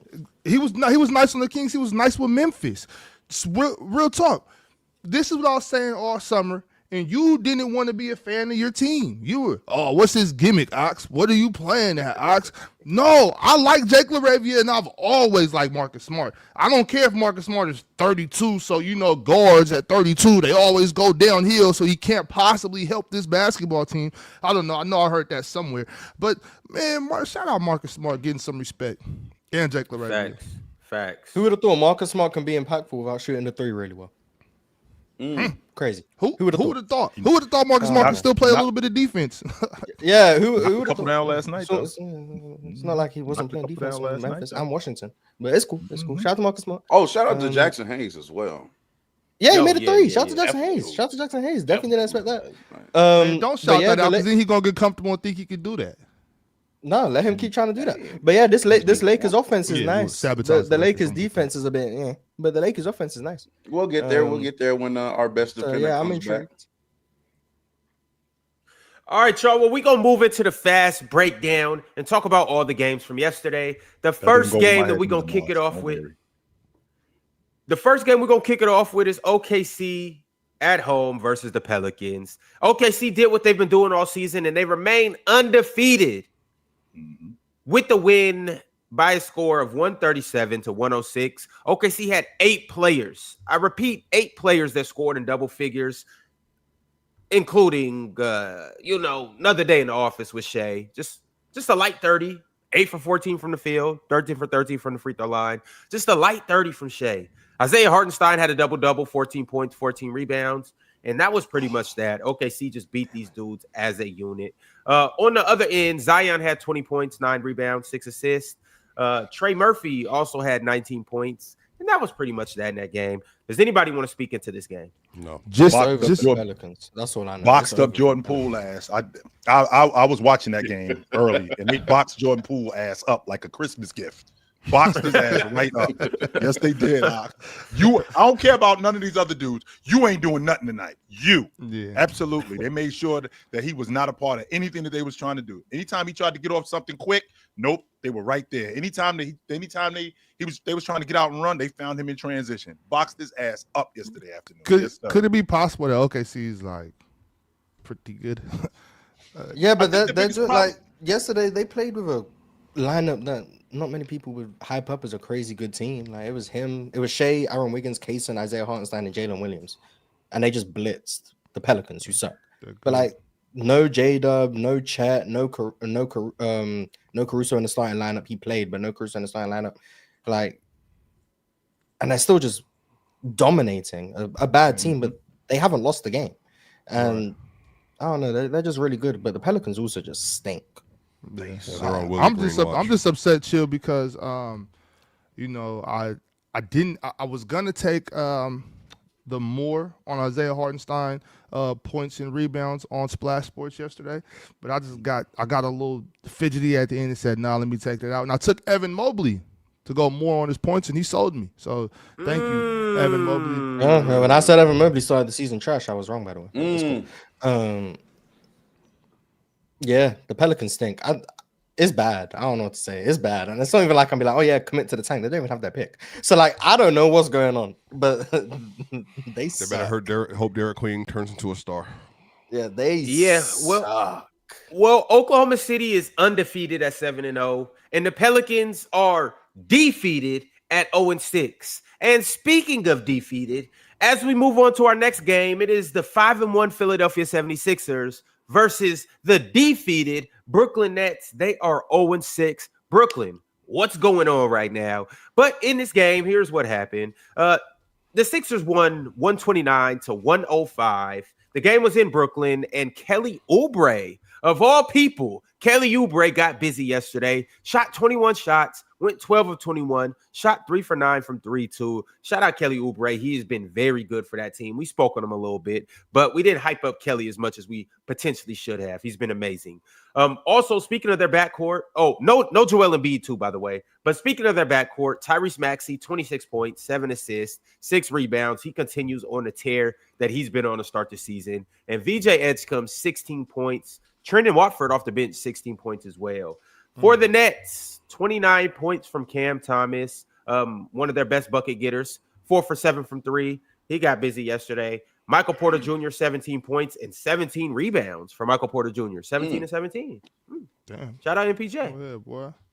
Who's a better team, the Pelicans or the Nets? The Pelicans. Let's get to the poll. The Nets are actually like their 2016 Sixers bad. Yeah, Like, Brooklyn is garbage. They are the Pelicans like at least have like the Pelicans don't really have hope, but like the Nets stink. Like it's. Oof. If you look at the Pelicans, I mean, from a talent standpoint, they got players where they can win some games. I think Brooklyn, every game that they go into this season, they're the underdog. Every last one of their games. So 0-82 loading. To be honest with you, this team, I would not be. I'm not saying 0-82. I think that's a little bit ridiculous, but it would not bug me out if this team like won 15 games this year. That would not blow my mind. Nah, because they are garbage, Ox. They can't rebound. Kelly Oubre got whatever he wanted in the paint yesterday. I ain't even talking about the long ball line or on the wing. This is a wing we talking about. He got whatever he wanted in the paint yesterday. In the mid post, he knocking down shots. I'm like, yo, is anybody going to guard this guy? Anybody. So this Brooklyn team is bad, and they bad all the way around. Yo, and before we move on to the next game, I do want to shout out for the Sixers, Quentin Grimes. Off the bench in 31 minutes, he had 22 points and 13 assists, 6 rebounds as well. So shout out to Quentin. Him and Kelly Oubre they've been major for this team. Obviously, VJ Edgecombe too, but this team is really good with what they got. And shout out Jabari Walker too. He didn't put up, any crazy stats, but him just coming and starting at the 4 and playing decent minutes, filling in the gaps and stuff, he's been good for this team as well. But moving on to the next game, we have the Utah Jazz at 2-4 now versus the Hornets at 3-4 now. And the Hornets won the game at home, 126-103. For the Hornets, we have no LaMelo Ball. LaMelo Ball did not play, so they won without LaMelo Ball. Blitzed them. Shout out to Sion James. He stepped in and started. Colin Sexton, 10 points, 12 assists, had a double-double. Miles Bridges led the team in scoring with 29 points. And Conka Nipple had probably his best game as a pro, 24 points, shot 4 of 9 from 3. That's what happened with the Hornets. My bad. I was getting to it. My bad. Musa Diabate in 22 minutes off the bench, shot 7 for 9, had 17 points and 12 rebounds and 1 block. There we go. Yeah, we're not gonna forget his much needed contributions. Thank you, Musa Diabate. Shout out to Musa Diabate. Keontae George on the other end had 25 points, 7 assists, and Lauri Markkanen continues to do what he's been doing. 29 points, albeit on 28 shots, 12 for 28. But hey, you got to get him up when you got to get him up. Yeah, he out there getting him up this year. I mean, he averaged 30 this year. Keontae started the season well, by the way. Mm-hmm. I want to. Chill said he wasn't as high on Keontae as like a point guard or whatever. No, not. You weren't super high, which is fine. I'm not saying you're wrong. I'm not saying you're wrong. I'm just saying I think Keontae's look really good. You said that last year when we were talking about Keontae, or are you saying now?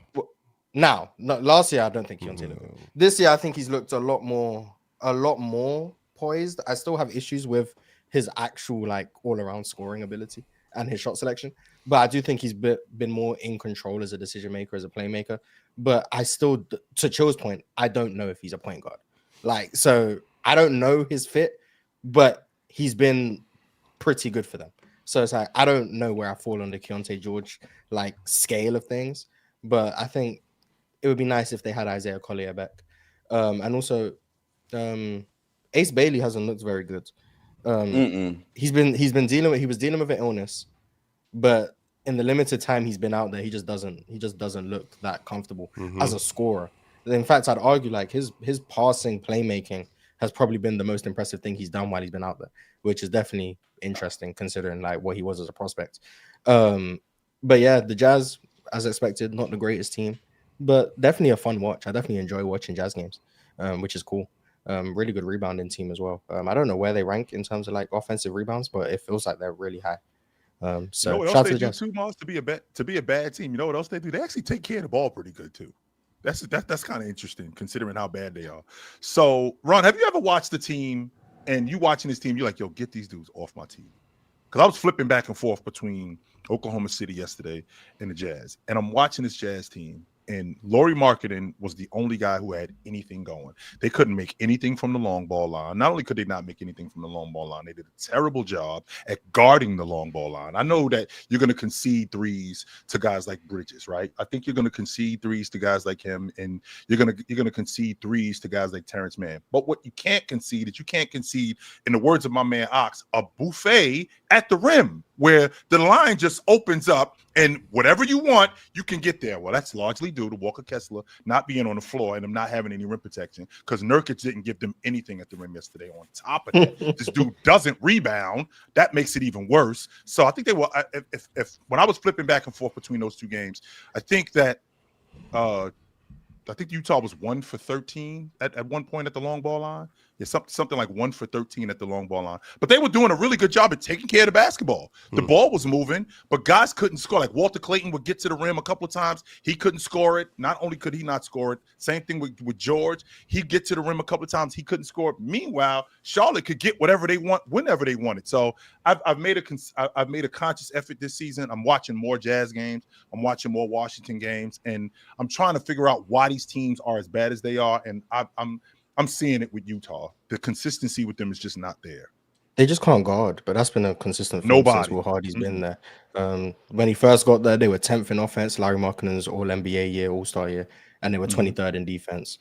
Then they were 17th in offense the next year and last in defense. Then they were 24th last year and last in defense. And then this year they're 27th in defense early on. Like they just can't guard. Like that's really it. Like every year their offense is going to be unique. Will Hardy's going to have some great schemes, run some really good action for his off-ball scorers. It's going to look great. And then on the other side of the ball, they're not going to be able to stay in front of anyone, and they're going to lose. So, like, that's why I enjoy watching the Jazz, because you know games are going to be high scoring when you play against the Jazz. So yeah, shout out to the Jazz. They're a very fun watch for a bad team. All right, y'all. The next game I got for you. Nipple, very good basketball player. Facts. Yeah. The next game I got for y'all is the Atlanta Hawks and the Cleveland Cavaliers. The Hawks traveled to Cleveland and took that L. Cleveland won by a score of 117-109. The Hawks are now 3-4, and Cleveland is 4-3. They didn't necessarily get off to the start that we expected them to, but they got a win last night, in large part due to Donovan Mitchell scoring 37 and really just, to sum it up, doing Donovan Mitchell things. 12 of 21 from the field, 8 for 15 from the three-point line, 5 for 5 from the free throw line. Y'all want to talk about Donovan Mitchell? Well, is it anything to talk about, or do we just know who Donovan Mitchell is at this point? Like I told you, Mars, with Devin Booker, in terms of the eye test and in terms of his game being aesthetically pleasing, it's just super smooth. The thing with Donovan Mitchell, I think that turns people off is, one, it's a little bit more power to his game. And the shiftiness kind of turns people off to his game a little bit, but it's super duper effective. Those 5 assists he had yesterday, I think, could have been 8 or 9 of them had he been able to get guys to make some more shots. And this is something that I've been complaining about with the Cavs over the years, because I watched Donovan Mitchell get downhill. I watch him create shots for other people like Dean Wade, right? Like this kid Porter. And unfortunately, and Porter didn't play bad yesterday. He actually did play good. But with that being said, guys like Dean Wade, guys like Lonzo Ball, those guys, Donovan Mitchell makes them, just like they make him, so much better. And I feel like Donovan Mitchell, when he gets his game going in terms of rhythm, he's virtually unstoppable. He got that 2 dribble pull up. He got that 2 dribble pull up with his right hand. It looks great. He got that 1 dribble pull up with his right hand, and he gets this high off the ground. It looks great. And he's finishing at the rim. What I don't like, though, is I still don't like how Evan Mobley gets knocked off balance, as strong as he's been. And I think that that's largely due to us talking about like big guys handling the ball. And my issue with Evan Mobley is that handle, as high as it is, it's because as tall as he is, he gets himself knocked off balance, and the handle just it's somewhere else, when it could be a lot simpler for him if he simplified his game. To Chill's point, the Cavaliers shot 57 threes yesterday and made 20 of them, I believe. But 13 of the makes came from Donovan Mitchell and Jalen Tyson, which means the rest of the team, by the way. yeah, the rest of the team was a pure break yesterday, is what that means. 7 of 31 outside of those two. Garbage, Yeah, Mars. Trash.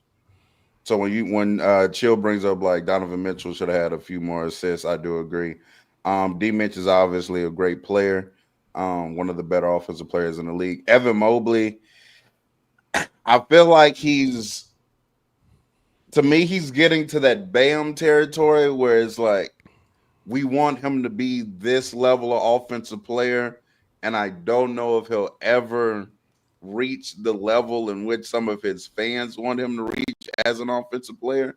And also, I do want to credit Darius Garland because I do think he definitely makes Evan Mobley's life a little bit easier, and he's definitely needed for this offense. But I did look at Ducks and 3, shout out to Swiper, and adjusted offensive rating, they still are 6th in the league.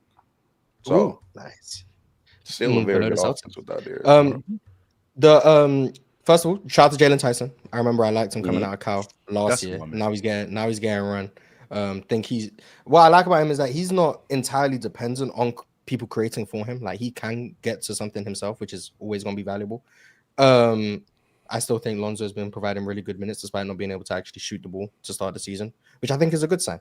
When a good shooter, in my opinion, I think Lonzo's a good shooter. When a good shooter is still able to impact the game without shooting the ball well, I think that's just means the only way is up. The Hawks not having Trae Young for at least a month, I think, is going to be really, really tough. I'm very curious to see how that looks. Jalen Johnson's defense has just been egregious to start the year. There's no other way I can phrase it. It's just been bad. Porzingis does not look like he has any sort of mobility on defense, so that's been bad. The only guys I've really liked for Atlanta this year, Nikhil and Mohamed Gay. Everyone else I haven't liked. And that's tough when you're a team like Atlanta, who a lot of people had high hopes for. No one's really held up their side of the deal. Dyson started playing well the last few games, so shout out to him. But like I just haven't liked what I've seen from Atlanta at all, which is very concerning. But we'll see how they look as the time goes on without Trae Young, because I think we're seeing the issues of not having someone else who can initiate offense. The turnovers are going to go through the roof with this Atlanta team. I think they had 22, 23 last night. Like they're not going to be able to protect the ball, not in my opinion anyway. So we'll see. I actually like Dyson at the 1, man. It's just he's not a 1. Yeah, nah. Nikhil is their best. Let me rephrase best guard. So I'd argue Luke Kennard might be their best passer at this point. Like it's bad. Well, Jalen Johnson's their best. Yeah, Jalen Johnson's their best passer. I mean, like perimeter. Like that's with how Dyson bad. Daniels at the 1, I feel like in stretches it works. Like if we could get him like a couple of minutes. Like I seen him get downhill a couple of times, and it didn't look bad. Not pressuring you at all, right? But I think that's where the issue was. Like he had trouble with Porter last night. He had trouble with Tyson, right? He had trouble with those guys, and I think that's what threw their offense off. And that's why they miss Trae Young as much as they do. Now, the Hawks run this offense. The Hawks run this offense. They put this play in their offense. Very much like what Boston did last year with Porzingis, where they got this high screen at the top of the key, where they put Porzingis, and then they put him because Porzingis is actually a really good screener, where they get him to screen, and he's got the ball at the free throw line, and he's got to switch. I remember he used to do that when they played against the Miami Heat, and he switched on the Tyler Hero. They ended up getting those same switches yesterday with both Dyson Daniels. Like they got him switched on to him. He just didn't convert on those shots. I think that as time goes on, I think that this offense can pick up because there's no misunderstanding when Nickeil Alexander-Walker come on the floor with what he's doing out there.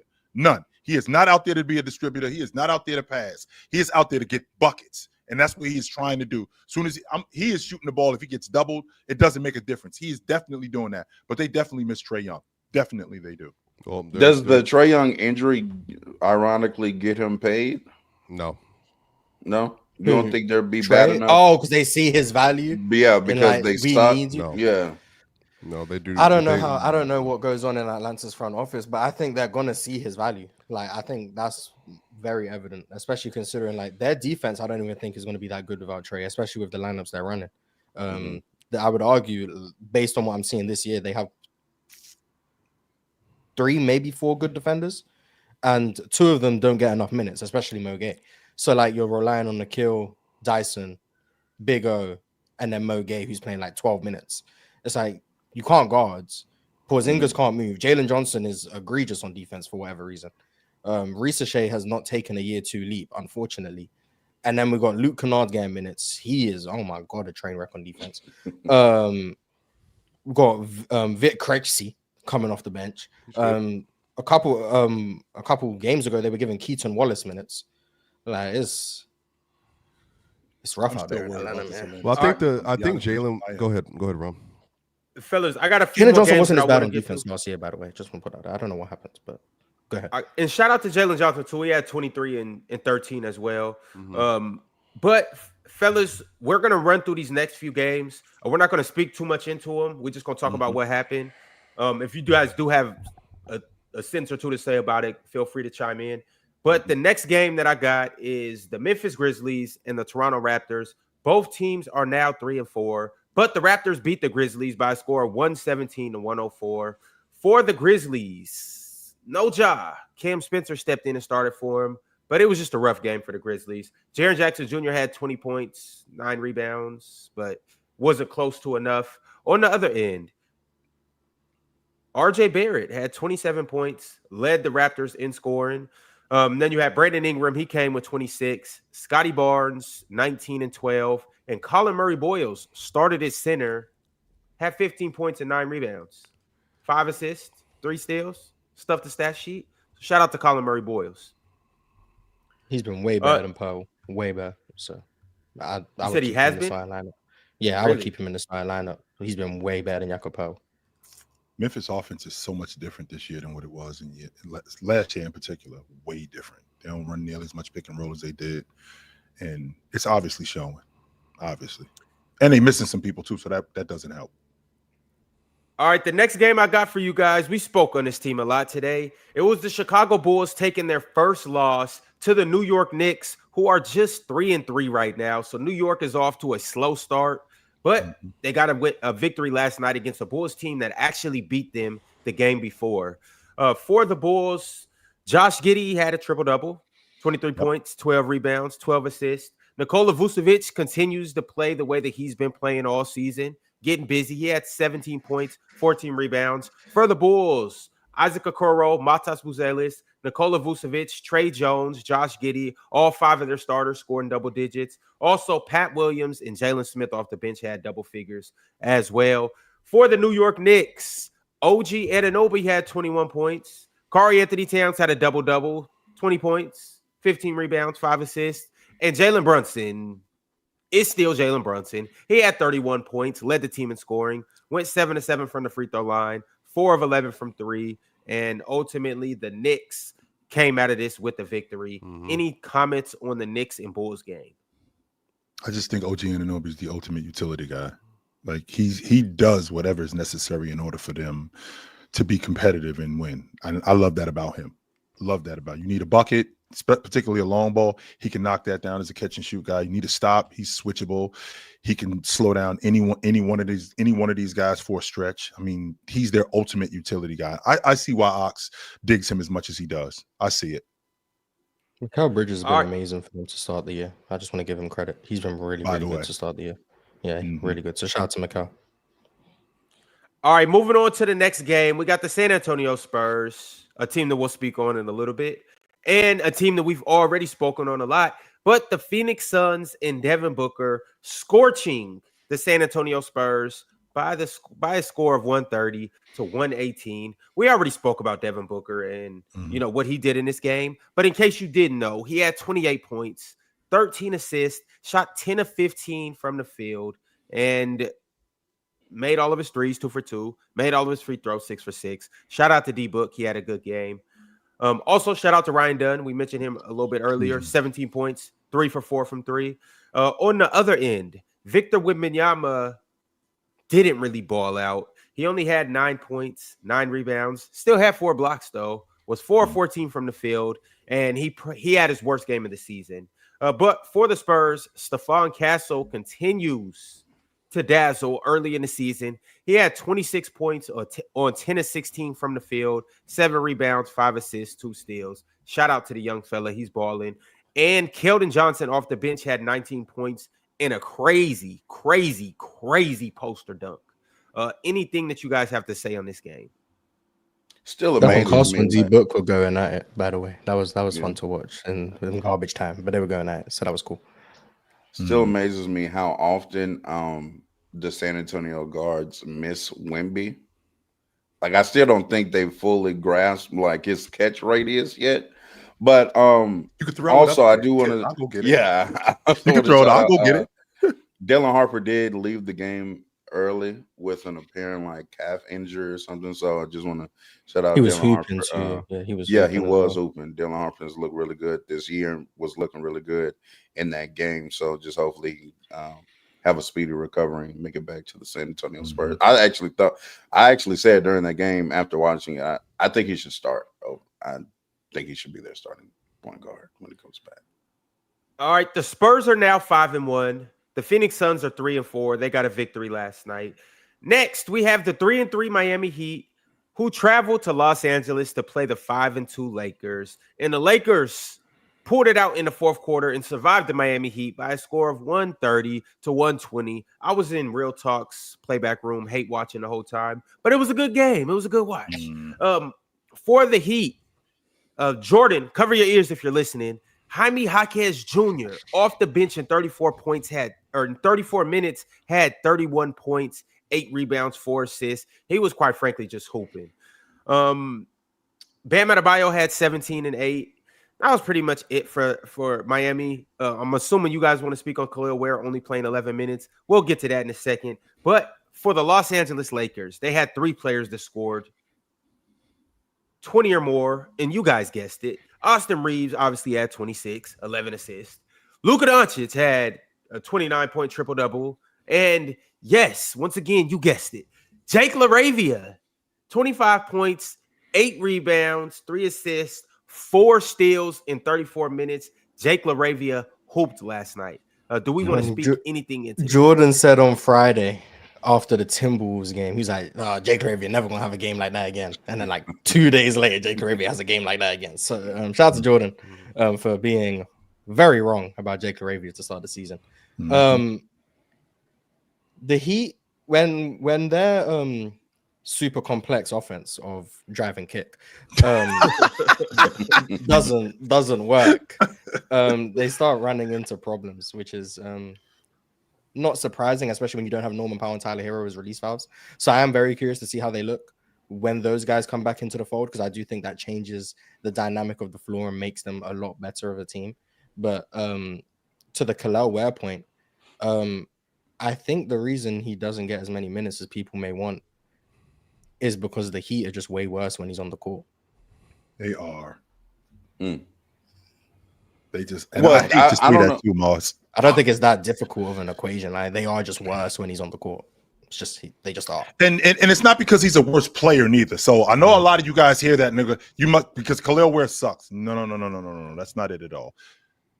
The Miami Heat are going to win a lot of games this year. Really quickly, real talk. The Miami Heat are going to win a lot of games this year because they speed the game up. And I think that they're going to speed up other teams. Contrary to, you saw what yesterday in terms of box scores. I thought they did a good job on Luka. I thought they forced Luka into a lot of bad shots. I think they did the same thing with Austin Reeves. I think they forced him into a lot of bad shots, made him take a lot of tough shots, and they capitalized on those tough shots. Guys like Jaime Jaquez, make them do. Jaime Jaquez, I think his game is conducive to playing fast, right? The problem with Khalil Ware is not a transition big like that. He's not one of those kind of guys who gets up and down the floor. Nah, he's really more of a slow down big. I watched him and I'm thinking to myself, he could be a better version of what Whiteside was, but there's a part of me that feels like maybe Spo got his mind made up about him. I mean, he starts the game. He doesn't play the entire second quarter. He doesn't come in until a minute left in the third and plays like 3 or 4 minutes in the fourth, and then he's done. I think I feel like the fit is just wrong because this kid can play. I do. I believe this kid can play. The motor issues are just really well documented. I don't know if we don't have time to talk about, but like, this is This is a thing that goes back to college. It's a reason why he dropped in the draft. It's a reason why he transferred. Like, motor issues have been a concern with Kelowna Ware going back years. Heat fans were complaining about his motor in summer league this past year. I think like it made like Miami news. Eric Spoelstra had to fly out to Vegas because Kelowna Ware wasn't putting effort in summer league. Like, his motor is a major concern, and like statistically, it's a very small sample, but the Heat have a plus 18 net rating when Kelowna Ware's off the court. They're -8 when he's on the court. Like, they're just actively a worse team. And a lot of it is to do with his own motor, just not getting back in transition, not making rotations. Like, he is very gifted physically, athletically. He has shot making ability. Like, all of that is true.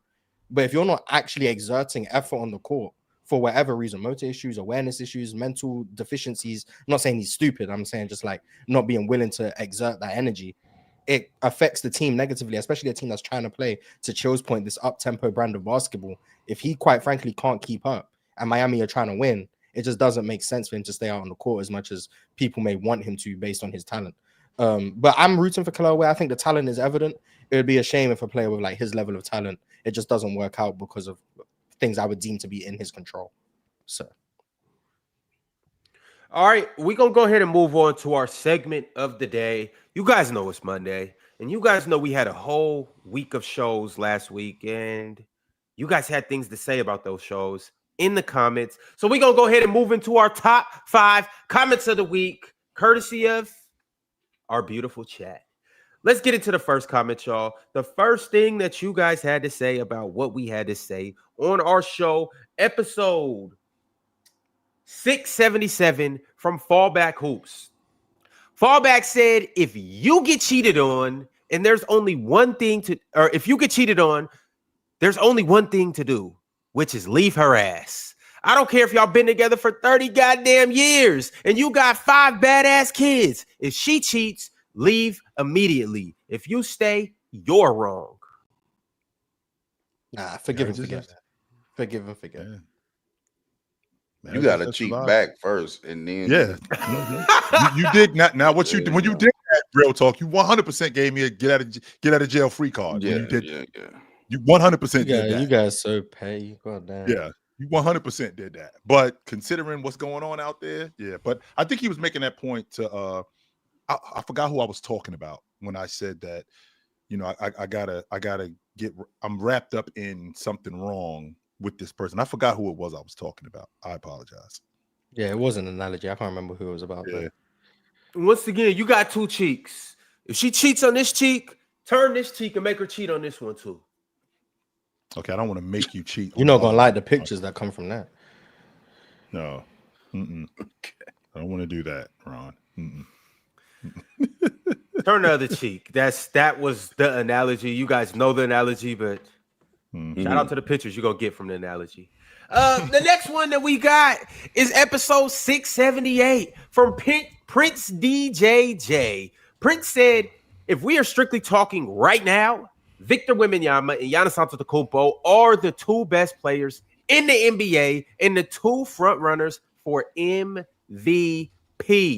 Thoughts, fellas? At the time of that comment, I think that was accurate. Obviously, now Wemby had his stinker last night, so I think it's And Giannis also wasn't that great against the Kings, so they both didn't have the greatest games. And Giannis missed the game, so like, don't leave out the fact.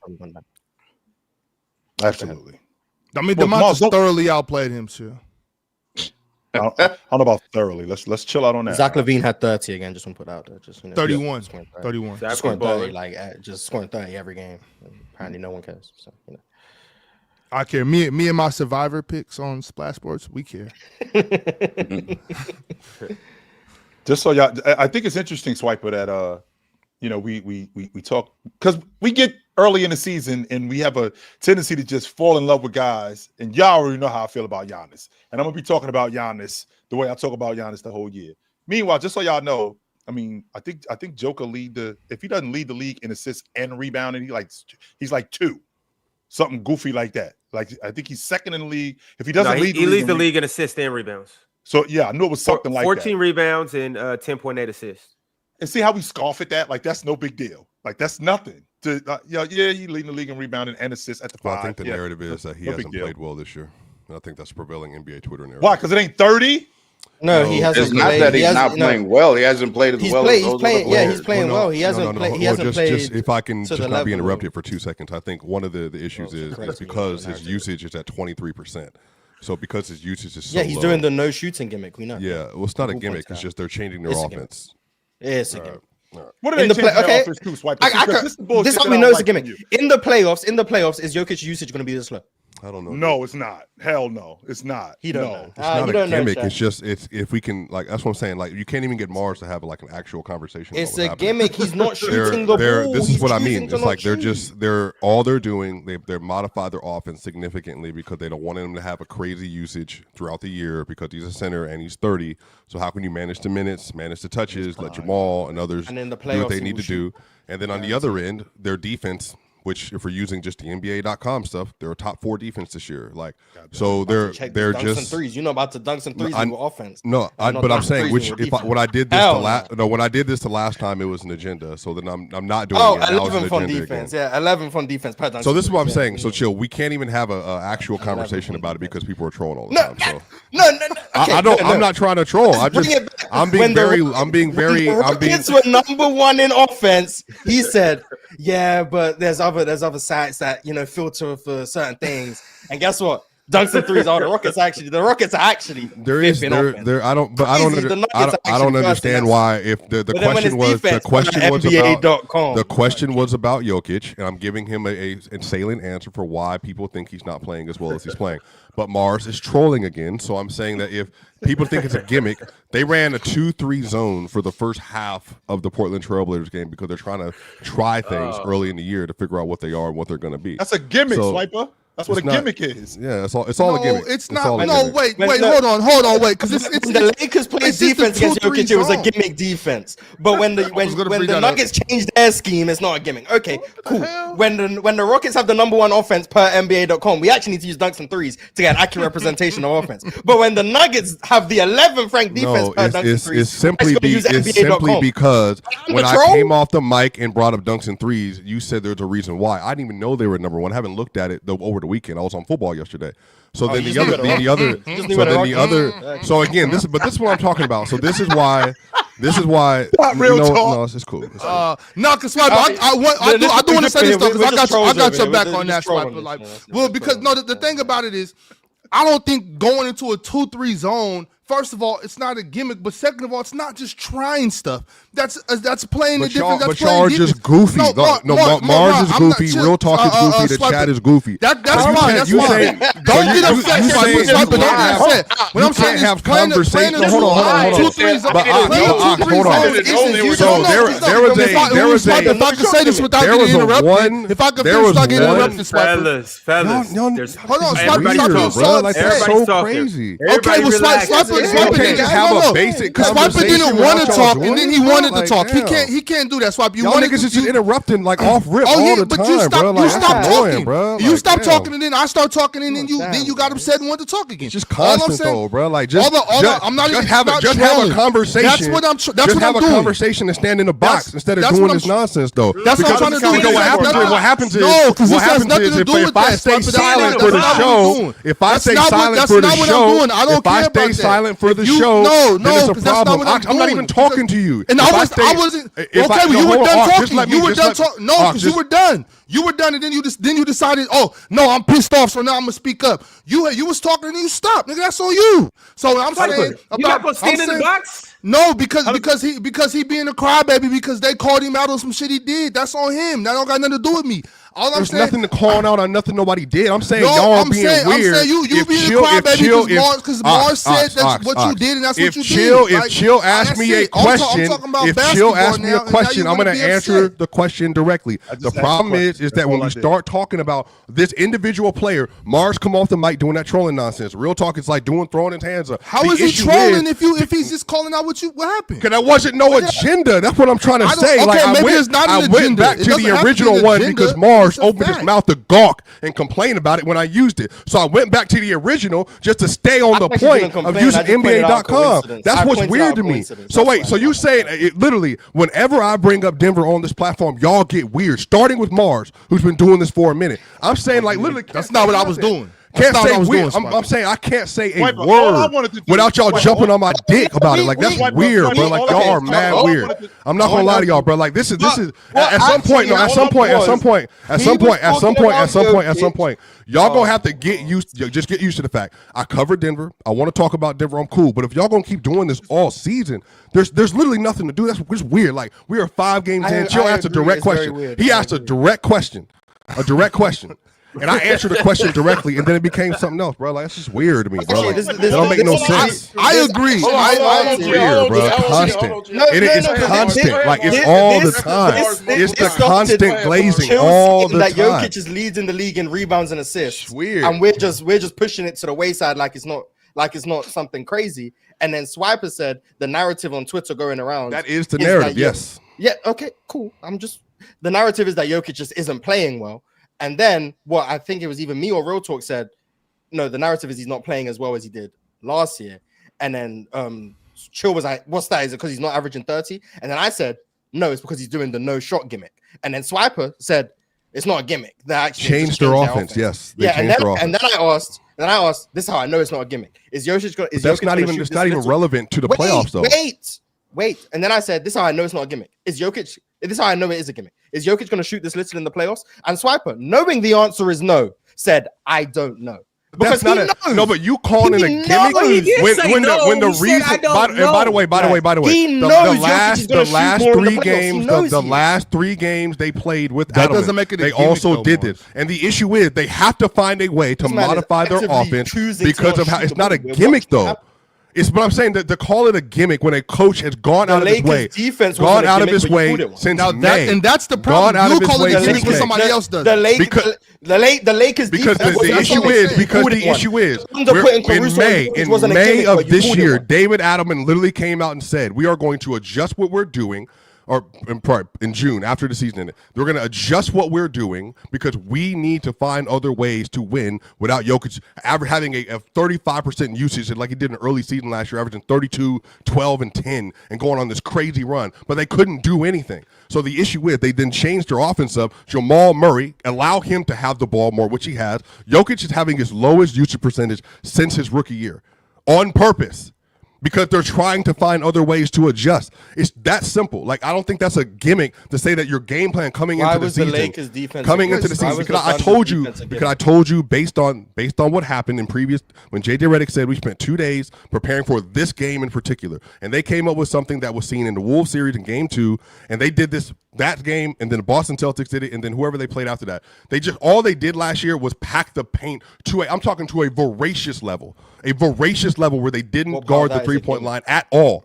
Swiper don't want to be consistent. Let me just get in here and just it's two different things. Let's just find Caruso this common guarding ground Jokic because gimmick. it's But not Did I say it was a gimmick, Mars, when he guarded Caruso? You said it was a gimmick, yes. Caruso guarded Jokic throughout the series, mind you. Throughout the series. And then in Game 7, no, I didn't. This is what I'm talking about. And then no, I didn't. And then in Game 7, they switched it in the end of the second quarter because nobody else could score against Jokic. So again, this is what I'm saying. You get to the conversation where Chill asked a question. I'm talking basketball, and then Mars, you come off mic and you start jumping on top. And what I'm saying in this instance, I just want to address Chill's point from a basketball reading. The same way we did the ghost screen stuff, and then everybody was calling Chill like, "Oh, how are we explaining this?" Chill, it's a basketball conversation, so I just addressed it. That's it. That's all it had to be. That's all it had to be. And then it turned into something else. I'm saying it's weird. You calling OKC's defense a gimmick? OKC had the best defense of all time. It's not a gimmick for them to do that. It's simple as that. Okay, that's what they do. You changed what you said months ago. There's not changing anything. Fellas. Can't even hear you. I remembered wrong. I would just like it's a Mandela effect, I guess. The only reason I don't even got a big screen because it's really not that big of a deal. Oh no, you big screen. You big. No, screen, it's fine. The only reason why I had that reaction is because Swiper said, because to Mars' point, Mars brought up the fact that he said, "Oh well, adjusted when you look at dunks and threes, it's actually not the Rockets." When I said the Rockets have the number 1 offense in the league, you mean the Thunder? The Thunder. Today was it was the Thunder. Rockets. It was the Rockets. No, it was the Rockets. Oh, today? Okay, I apologize. Yeah. When we were talking about the Rockets having the number 1 offense in the league, you said, well, if you look at dunks and threes adjusted for whatever dunks and threes adjusted for, you said they're not number 1. But then you also followed up that statement a little bit later. You said, well, I didn't even know that Nuggets were number one. I didn't. To me, that is a lie. Because how No, do it's you not know lying. that I haven't checked it. But so how did you know that adjusted? Because I just that looked the at it. Rockets I weren't just number looked at it one? when we brought it up. At that point in time, I literally looked at it. So, and again, this is why I'm saying real talk. I just went toward it because I typically use that on my shows. But I wasn't trying to belittle the point, but it's just simply in that moment, I didn't know that Nuggets were number one because the Nuggets have the number 10 offense on defense on that too. If I wanted to push an agenda, I was pushing that they would have a top 12 defense this year anyway before the season started. So now we're just NBA.com, which they're 4. They're 4 currently. So I don't think they're going to remain 4 either. I think you do need to adjust to who they played. I don't think they're the 4th best defense in the NBA. It's that simple. So like it works both ways. So and can we just agree though? Can we just agree real quick, Chill? Because I was trying to get a point before I was so rudely interrupted. As you were saying, can we just agree that adjusting the way you play defense in basketball isn't just a gimmick? Yeah. So the whole thing with the Lakers, that wasn't a gimmick. They realized we're playing one of the best basketball players on planet Earth. We have to try something different. That's not a gimmick. That's an adjustment. You know what I mean? So with what the Nuggets are doing right now, we're trying to figure out a new system of playing. Maybe Jokic, you're not shooting as much. Maybe you're, continuing to be the great passer you are. Maybe that's not a gimmick. It's an adjustment. It's basketball. I just want to say that. That's all I was trying to say. Playing a 2-3 zone for the first half of a basketball game isn't a gimmick. A 2-3 zone isn't a gimmick defense. It's a defense. That's all I wanted to say. So to the point last season about what the Lakers did, that wasn't no gimmick defense. That was what they were trying to do to stop one of the best basketball players on planet Earth.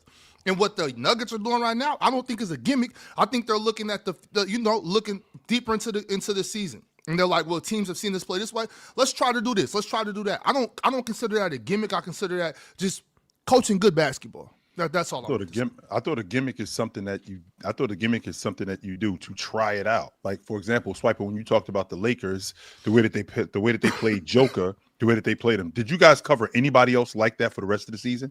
No, they didn't. I think there's no other team that was situated like Denver was last year. Not a gimmick. That's an adjustment to a different. I mean, player. but you can argue there's no other like what other center plays like that. Mm-hmm. Oh no, I think that was going to the shooting. They had the team where you could take advantage of the fact that nobody except for 2 people could hit outside shots, obviously. Remember, we definitely zoned off in the rest of that season. We definitely were not guarding non-shooters. That didn't just happen against Denver. That's what I'm talking about, Swiper. I mean, that's what I'm talking about, real talk. Like, is that something that we only did in that particular game, or was that going on during the season? Because if it was going on during the season, it's not a gimmick. No. Now we definitely they accelerated it. They accelerated it. Yeah, in that game. Yeah, but because Jokic only had 5 shots through 3 quarters, and it worked. Yeah, it worked.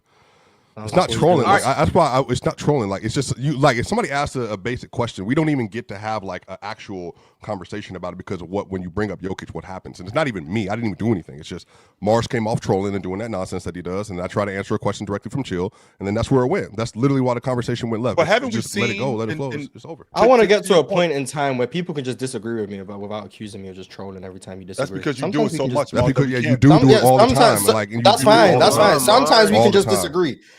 Yeah. If I think Jokic shooting 13 times a game is a gimmick, I think it's a gimmick. You can disagree. That's cool. If I think Jokic shooting less than Grayson Allen is a gimmick, I think it's a gimmick. If I think that this is not actually what Denver are going to do going forward in serious games in the playoffs, yes, I don't think that's going to happen. I think Jokic is going to be more aggressive. I think he's going to start passing up shots that he's very clearly passing up within this offense. I think that even you have said they're experimenting in the regular season.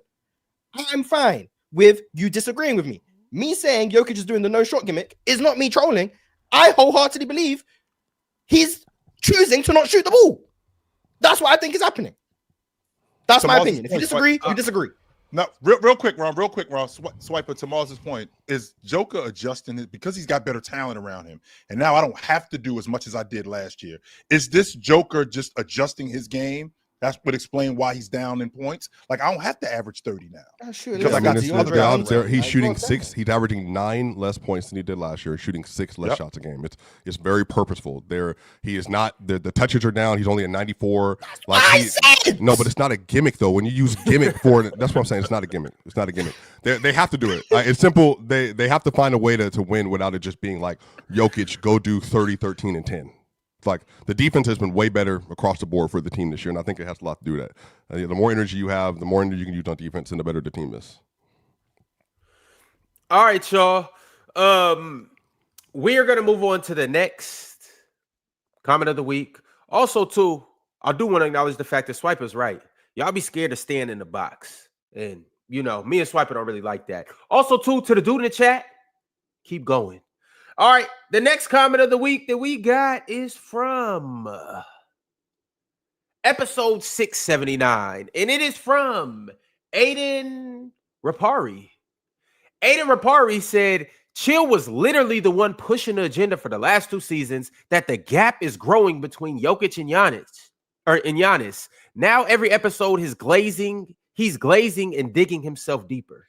I ain't glazing shit. I just wasn't really paying attention to Real Talk Point as much as I should have been to Giannis. I should have been paying way more attention to Giannis, but I was wrapped up in Joker and how good Joker was and how good his offense was. And I should have been paying more attention to Giannis. I'm not digging myself into anything deeper. I'm paying way more attention to Giannis this season, way more. And I will be talking about Giannis way more this season than I did last year, way more. Also, people got to learn how to take the dub, bro. I'm not gonna sit here and malign Chill because now he's talking about Giannis in the way in which Giannis FC wants Giannis to be talked about. If he's made the adjustment, don't then malign him for, well, you weren't doing it. No, we've gotten him here. I'm seeing the shift in the rest of the basketball community. We're take the dub. It is what it is. And again, I just wanted to be clear on the record. I think Jokic is an all-time great player. I just wanted it to be addressed for Giannis as well. I don't know why you put your head in your hand because I said Jokic is an all-time great player about the comment of the week that brought up Jokic and Giannis. But if you want to sit there and sulk and be a little pouty, no, I just know who you are. Chill, Real Talk. I know exactly. I know who you are. I know who you are, and you're somebody that gets mad when somebody calls you out on your hypocrisy and the way that There's you no try to hypocrisy. shift narratives in real time. I simply explained my reasoning earlier because Mars calls you out on it every single time. There's nothing to call out. I'm not going to do it anymore. You called me a liar about something I didn't lie about. You go silent for the rest of the show, so I'm going to leave you alone because I don't want you. I want you to participate. So I think you're a very important part of this show and this production. So I'm going to leave you alone and let you do your thing. And Real Talk, hey, Swiper, right quick, chill. Swiper, Real Talk might leave you alone. Nigga, I'm not. Go ahead, Chill. Yeah, you're in my DM. And Real Talk, to your point, I mean, it's such double talk, especially when it comes to me. It's such double talk because I got to stand on what I say. But when something happens and I'm like, you know what? Maybe I was wrong about this. Nah, don't come over here now. Wait a minute. Nah, don't come. Like, wait a minute. I was wrong about this. Wait a minute. I was wrong about this. I'm watching Giannis, and to be honest with you, maybe that gap ain't as hard as far as I think it is. Maybe that gap is closing, but nah, stay over there. Now, wait a minute. I'm seeing different information. And Giannis is a lot better than what I gave him credit for. Way better than what I gave him credit for. And I need to start talking about him more than I do. But now I'm a hypocrite but if I stand on it and I just keep saying Joker is the best, the gap between him and Giannis, they're going to be mad at you about that too. You need to come off of that, Chill. Like, what am I supposed to do here? Unbelievable. Yeah. Chill, you know how that is. It's like that girlfriend or that wife that you got where she uses the excuse that she can't love you today because of what you did 2 years ago. Oh my God, 2 years ago, you said that this, and this, or you did this, so I still just can't get over that. You know how that goes. It's like, I don't. Come on, y'all. Come on. Don't be that girlfriend. Don't be that person. Better dump her ass. Yeah, I'm gone. I ain't putting up with that shit. You still stuck on some shit I did 3 years ago. What are we still doing together? And it be minimal, minute. Yeah. But anyways, we don't got to get into the arrow girlfriends of this world. Let's talk about the next comment of the week that we got from episode 681. This is from Fab Rice 95. Fab said, Swiper, it could have been easier for you to just say, quote unquote, I don't think the Bucks are a contender in the East. But shout out to them for playing really well right now. They surprised me. But instead, you said what you said. Deep down, we know why. Yeah, agenda. I'm not changing my opinion on the Bucks 5 games in. Swiper, I think if I don't think there's any one of us up here that, and I can't speak for anybody. I can't speak for everybody. If the Bucks got bounced in the second round, if they won a playoff series, would I be surprised about that? No, I wouldn't be. But if they got bounced in round 1, would I be surprised about that too? No, I wouldn't be. Because I'm not one of these people that thinks that the Bucks are a championship contending team, that think that they can win the NBA championship. No, I don't think that right now. No, I don't think that. However, I think that they are a playoff contending team, and I think that they can make some noise in the playoffs. Well, Swiper, when I listened to you talk to me about the Bucks before the season started, you thought they was whack.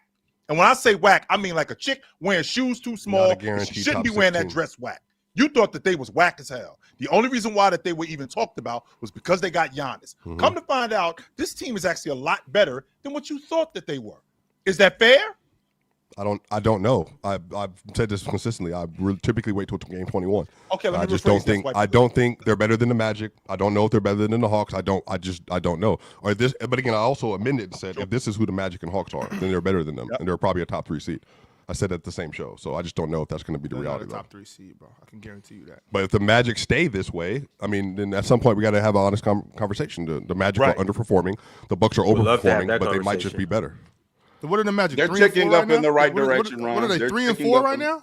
Yeah, they're ticking. Yeah, but like their offense is like ridiculously bad. Like they're but very that's getting better. That's they getting still better can't shoot. well.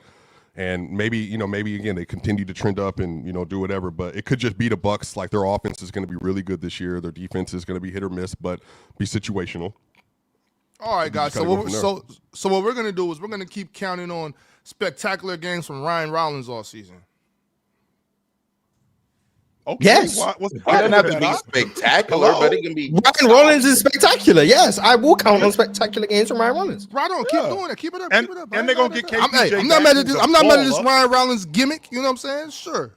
And they're getting KPJ. Dare you? And they're getting KPJ back, who's really good. So that's really good. Them. Yeah, well, he's a little while away. He just hurt. Keep going, Chill. Let's keep counting on Cole Anthony minutes. Who's been you see Kyle Kuzma bending your team over in the 4 Fox? Yeah, they lost. That was crazy. I'm not gonna lie. Kyle Kuzma was getting to it. They lost. Kyle Kuzma. And he been playing some good defense this year. I want to give Kyle Kuzma some credit. So shout out to Kyle Kuzma. Hey, I'm higher on Kuz than most of y'all, so that's not no big deal to me. Right. I've been trying to tell you I like Kuz. They're still, all right, fellas. They're still like the Bucks are still the 7th seed. And they're gonna be weak as hell when they win the championship too. That's what it is.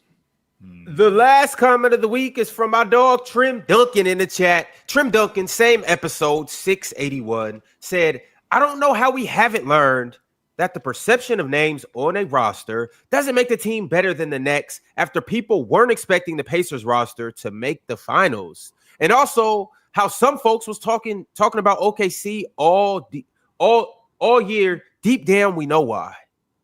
Some people. Well, I think this is actually going exactly right back to that Bucks point we were just making about, the Bucks don't have an impressive roster of names, but the construction of that team is well put together, in my opinion. Giannis is the point forward. They have good shooting around him. They have some good defensive pieces. Right, that's also one of the things that like Ryan Rollins provides. Forget like the offense. He's also a good defender. And there's a difference between Brook Lopez and Dame out there in that starting 5 and Ryan Rollins and Miles Turner. It's been a big difference defensively, Ox. It's just the truth, Ox. They look like a better defensive unit out there when you sub them 2 players from the other 2 players. Miles Turner is sorry. I know it. See, this is what I'm talking about. He might be, but he hasn't been to start the season. So no, he has not been. And what I watched, he's been decent. He's been decent. He's had some really good games and some bad games too. But chill. Once again, I guess new information. But 6 months ago, you was telling everybody how soft Miles Turner was, and then he has a couple good playoff games, and now all of a sudden he's the cat's meow. Chill, what's going on? Okay, first and foremost, when you run with a big dog, kind of stick your chest out a little bit more. It's different running with Giannis than it is running with Tyrese Halliburton in terms of a muscle, in terms of being a muscle man, right? So I got this dude running with me, but I was thinking to myself, Swiper. I was thinking to myself, Swiper, and maybe you have talked me off this ledge. Is this Milwaukee Bucks team, are they just a lesser version of the 2011 Mavs? Now hear me out. Wait. I got my point forward in Dirk. In addition to having my point forward in Dirk. What? Listen to me for a second. Okay. Go Go ahead. I'm gonna let you finish. Go ahead. When I think about this group, right? When I think about this group, if you think about the 2011 Mavs, they had one guy who was the guy. Is that fair? Mm-hmm. Yes. Okay. One guy who was, They had one guy who was the guy, and that was fair. I mean, and is that fair? Yes. Yes. In addition to having that one guy, they didn't have any other stars, but they had guys who played their roles really well. Right, Jason Kidd a lot better than these dudes. Jason Kidd was far beyond what he used to be, but still viable. Right, that KPJ still viable. One more time, Still really good. Is that KPJ? Still really good. Now, again, what I want to reiterate when I ask about teams, I don't think that this guy is this guy, this guy is this guy. Yeah, this team reminds me of what this team is in terms of how they're put together. Am I out of line for that?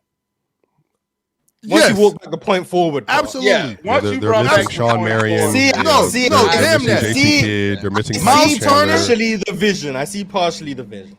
They had Tyson Chandler down there. But he said lesser version. He did say lesser version. He did say lesser version of the 2011. See, there we go. There we say go. I don't care. This is no version.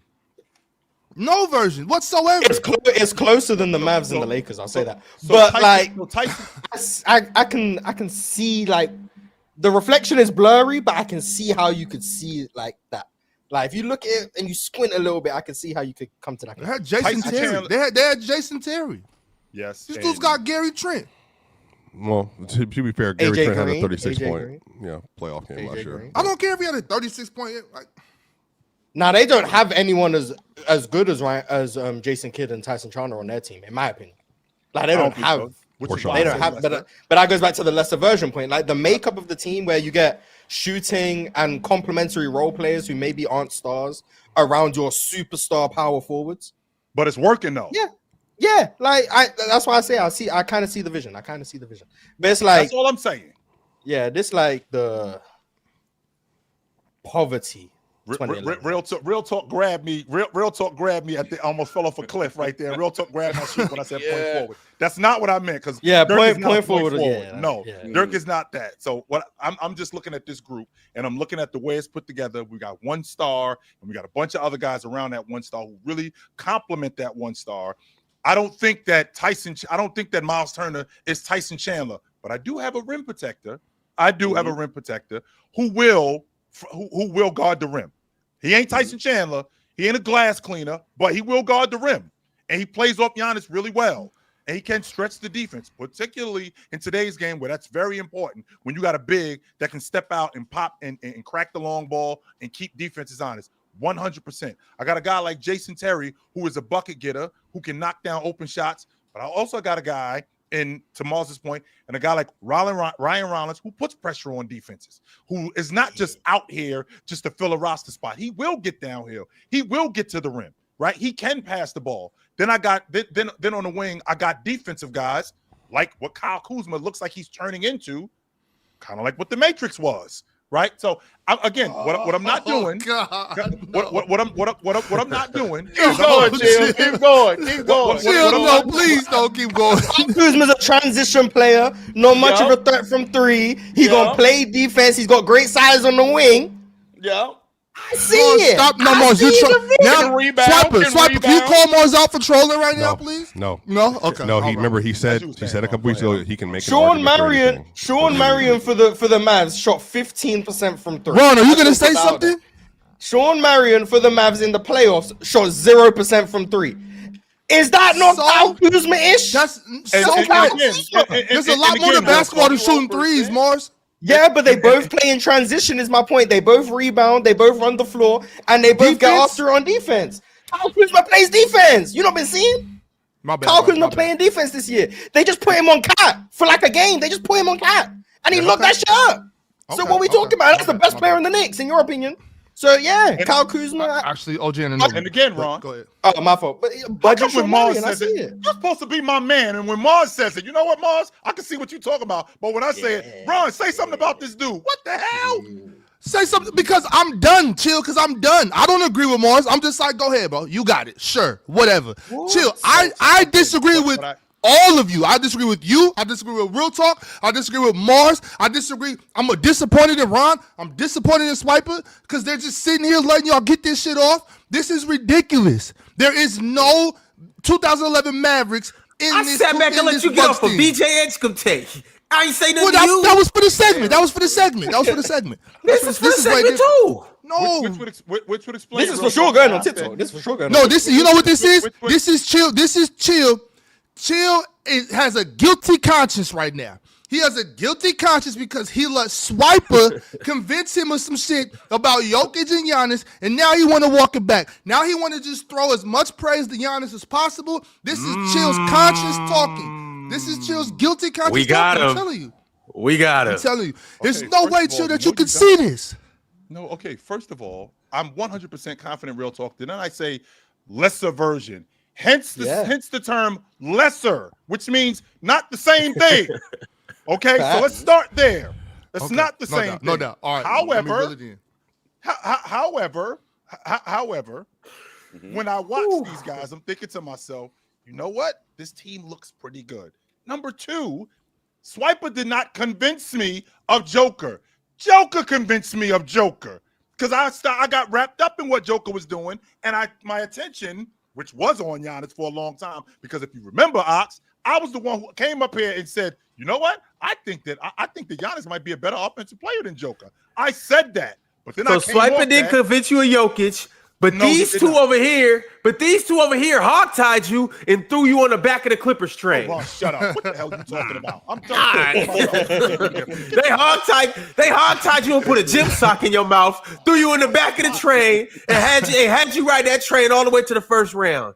All right. That was different. 100% different. 100. The point that I was making is I don't think that this team is the Dallas Mavericks in 2011 that won the NBA championship, but they do remind me of a lesser version of them. That's all I was saying. That's fair. Also, we're not. I'm tired of I was trying to give examples. I'm tired of this idea that Swiper is the only one that pushed Jokic propaganda up there. Like I can't see that nothing. Brit over there with that black hoodie on pushed a lot of Jokic props. Yes, he did. So Yes, he did. That big man down there in Atlanta also pushed a lot of Jokic props. I have Not Porzingis. just like, that didn't even. What big start man in with Atlanta? Swipe on this Porzingis? platform. I'm talking about Porzingis. No, I'm talking about Low. He's talking about Legend. Oh, you're talking about Low. Pushed a lot of Jokic. That big man. I was for sure pushing that Yeah, Jokic prop. yeah. 22, I'm just 23. putting I that was on for sure Swiper. pushing That that. is not just Best Swiper. offensive player in That was NBA before. history. Yeah. I didn't say that back then, but I said that a few months ago. But like, definitely called him the best offensive center in NBA history before he won a championship. Said he's a top 5 passer of all time. Said he's a better passer than John Stockton. Said all of those things. Absolutely. I still stand on most of those things. Just, I think other people have gone a bit overboard since that moment. But at the time in which I said it, I still stand on what I said. And I do see the 2011 Mavs comp. So doing that, do we think Giannis is capable of a 2011 Dirk run? No. Because he's not beating. yes. They're not beating OKC. TBD for me. Okay, forget who comes out the West and can they beat them. 2011 Dirk / 2018 Bron run. Giannis got that type of action in him. He doesn't have the Giannis doesn't have the supporting cast. Giannis has the ability to play to put on how Dirk put on in 2011. Don't get me wrong. Giannis is that good. Giannis is 100% that good. These other niggas are not. That's what I'm trying to tell y'all. They are not, bro. Please, we can just relax, bro. And then on top of that, I know my man got hurt, but he even had Caron Butler for a little bit too. You know what I'm saying? So there is no comparison. Nobody on this team. Torian Prince.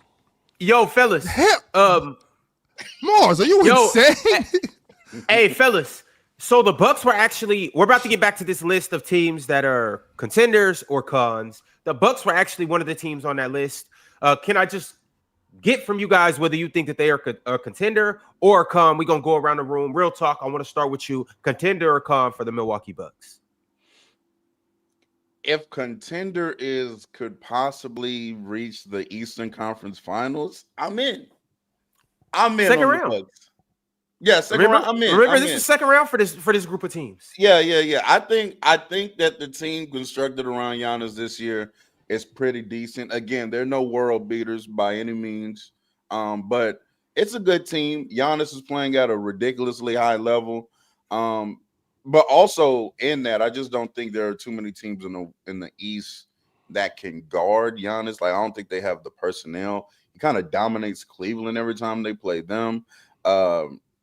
Maybe with Mitchell Robinson, the Knicks can fare better, but Cat backline that's not it either.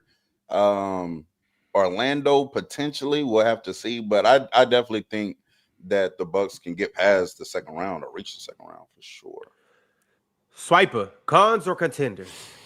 Well, based on the information I'm hearing about the Eastern Conference and how wide open it is and how weak it is, Cleveland can't defend him. Knicks can't defend him. Nobody in the conference has the defensive personnel, maybe outside the Heat, but they even suck now. Maybe if you play Khalil Ware and Bam.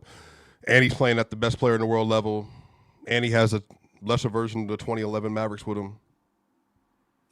I mean, it's not like that's a contender to me based on all that. So things have changed in a week. Sound like it. Yeah, based on all the stuff I'm hearing. Yeah, definitely. And I want to right. make sure that I'm, adjusting to it. So, yeah. Morris, con, contender? I just think they're a really good regular season team. I have a hard time seeing this team doing much in the playoffs. I'm very curious to see how Ryan Rollins deals with defensive adjustments when they realize that he's driving left every time. Very curious to see what he does about that. I want to see how KPJ fits into all of this. We haven't seen a large sample of that. I just think they lack a lot of versatility. So that's why I don't see them going far in the playoffs. So based on playoff expectations or how far I think they can go in the playoffs, I guess I would call them a con.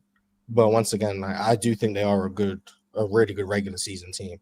It's just I don't think everyone can be championship contenders or whatever. So Do you think they can make the second round in the playoffs? Do you think it they would can be win a matchup first-round dependent. I don't because the way the East is looking right now, I actually who would they play if they played right now? They'd play. Where are they? They play the Knicks. 7 games into the. Yeah. But that's what I'm saying. It's all going to be matchup dependent. I don't know who's going to be where. If the season ended today, Mars, the way that Milwaukee is playing and the way that the Knicks are playing right now, who's the favorite in that series? Hopefully the Knicks, but I don't know. Maybe they favor the Bucks. It's not the Knicks. It's the Heat. It's the Heat. It's not the Knicks. It's the Heat. Play the Heat. They would play Miami. That's They're light. getting That's light. that ass beat by the Heat. I'm light. talking about Miami in 5. Well, Miami's another team who I think the lack of versatility is going to hurt them as well. So that's just the battle of lack of versatility. I don't know. Maybe they could win the first round depending on matchups. It's just cool. I'll put them in the contender category, I guess, because they can make the second round. But I don't know. Okay, Ox, first of all, playing fast against the Miami Heat, that's playing right in Giannis' hands. He definitely want to play like that. Of all the people who wants to play like that, he definitely wants to play like that. That's that fine. Heat shit is a gimmick. I'm sorry. I don't. No, we can't say gimmick. We can't say No. gimmick. I don't doubt. Watching that Heat team, bro. They're trying to just run every play and Bam having outliers shooting. That shit's not. You ain't Maybe finding Bam's this? just improved as a That's shooter. Maybe not Bam's it. just improved. No, Bam. That's what it looked like to me. I think they're just trying to implement some read and react stuff. You know what I'm saying? Some off ball movement things, and I don't. That's not a gimmick. That's just a different way. Are you a team running no pick and roll? Why? Because you don't have to run a pick. Why you need to run Well, pick they and roll? didn't- Teams back in the day used to run no pick and roll, where they just. And I mean, when Tyler Hero comes, somebody's gonna come set a pick for Tyler Hero. They'll run a little bit more of that. He's a pick and roll player. But Fellas, I also, we got to one get of back to the Bucks, Memphis's though, fellas. assistants from last year is now on the Heat coaching staff, and Miami will start running pick and roll. So I don't know. It must be that Memphis assistant who got something to do with it. Yo, Big Ox, cons or contenders for the Bucks? Why are you even asking me this, Ron? I think they might be around 400, around 500 this season. This shit is about to be done. All right, he got it. The Bucks being cons. Chill. Last but not least, 41 cons and games. contenders. That's it. Yeah. Like, about maybe 43. I got maybe winning 43 this year. I don't think they can win the NBA championship, Ron. No, cons. All right. The next team that we're going to rock with is the San Antonio Spurs. Obviously, Wemby has got off to a crazy start. He's been putting MVP talks. Also, probably the favorite to win the DPOY. Their young guys have been hooping. No De'Aaron Fox. But before the season, a lot of people weren't high on the Spurs. So now I have to ask you guys, based on their hot start, based on what you've seen from their players, based on who they've played, do you guys believe that the Spurs are legit contenders or are they cons? Real talk. Am I bugging? Well, it's tough because we haven't seen him with De'Aaron Fox yet, but I do see where De'Aaron Fox can definitely help this team as far as finding women, and they just need another half-court creator scoring threat. That's why I was suggesting that Dylan Harper start over Stephon Castle, because I just think Dylan is better than Castle at that, like half-court creation and shot making and all that kind of stuff. But Are you concerned with losing Castle if you start Harper over him? Losing, No. yeah. What are we losing? Like I'm talking Like losing mentally, him. like Yeah, checking. like checking. Yeah, why do you always bring that up? I am so with Ox when he said, bro, if we think we can better our team with you playing a little bit less, then that's what we're going to do. Like as long as your paycheck remains the same and we don't decrease your money, you should be fine, my guy. Like if we feel like a better situation is playing this said player over you, that should motivate you to get better.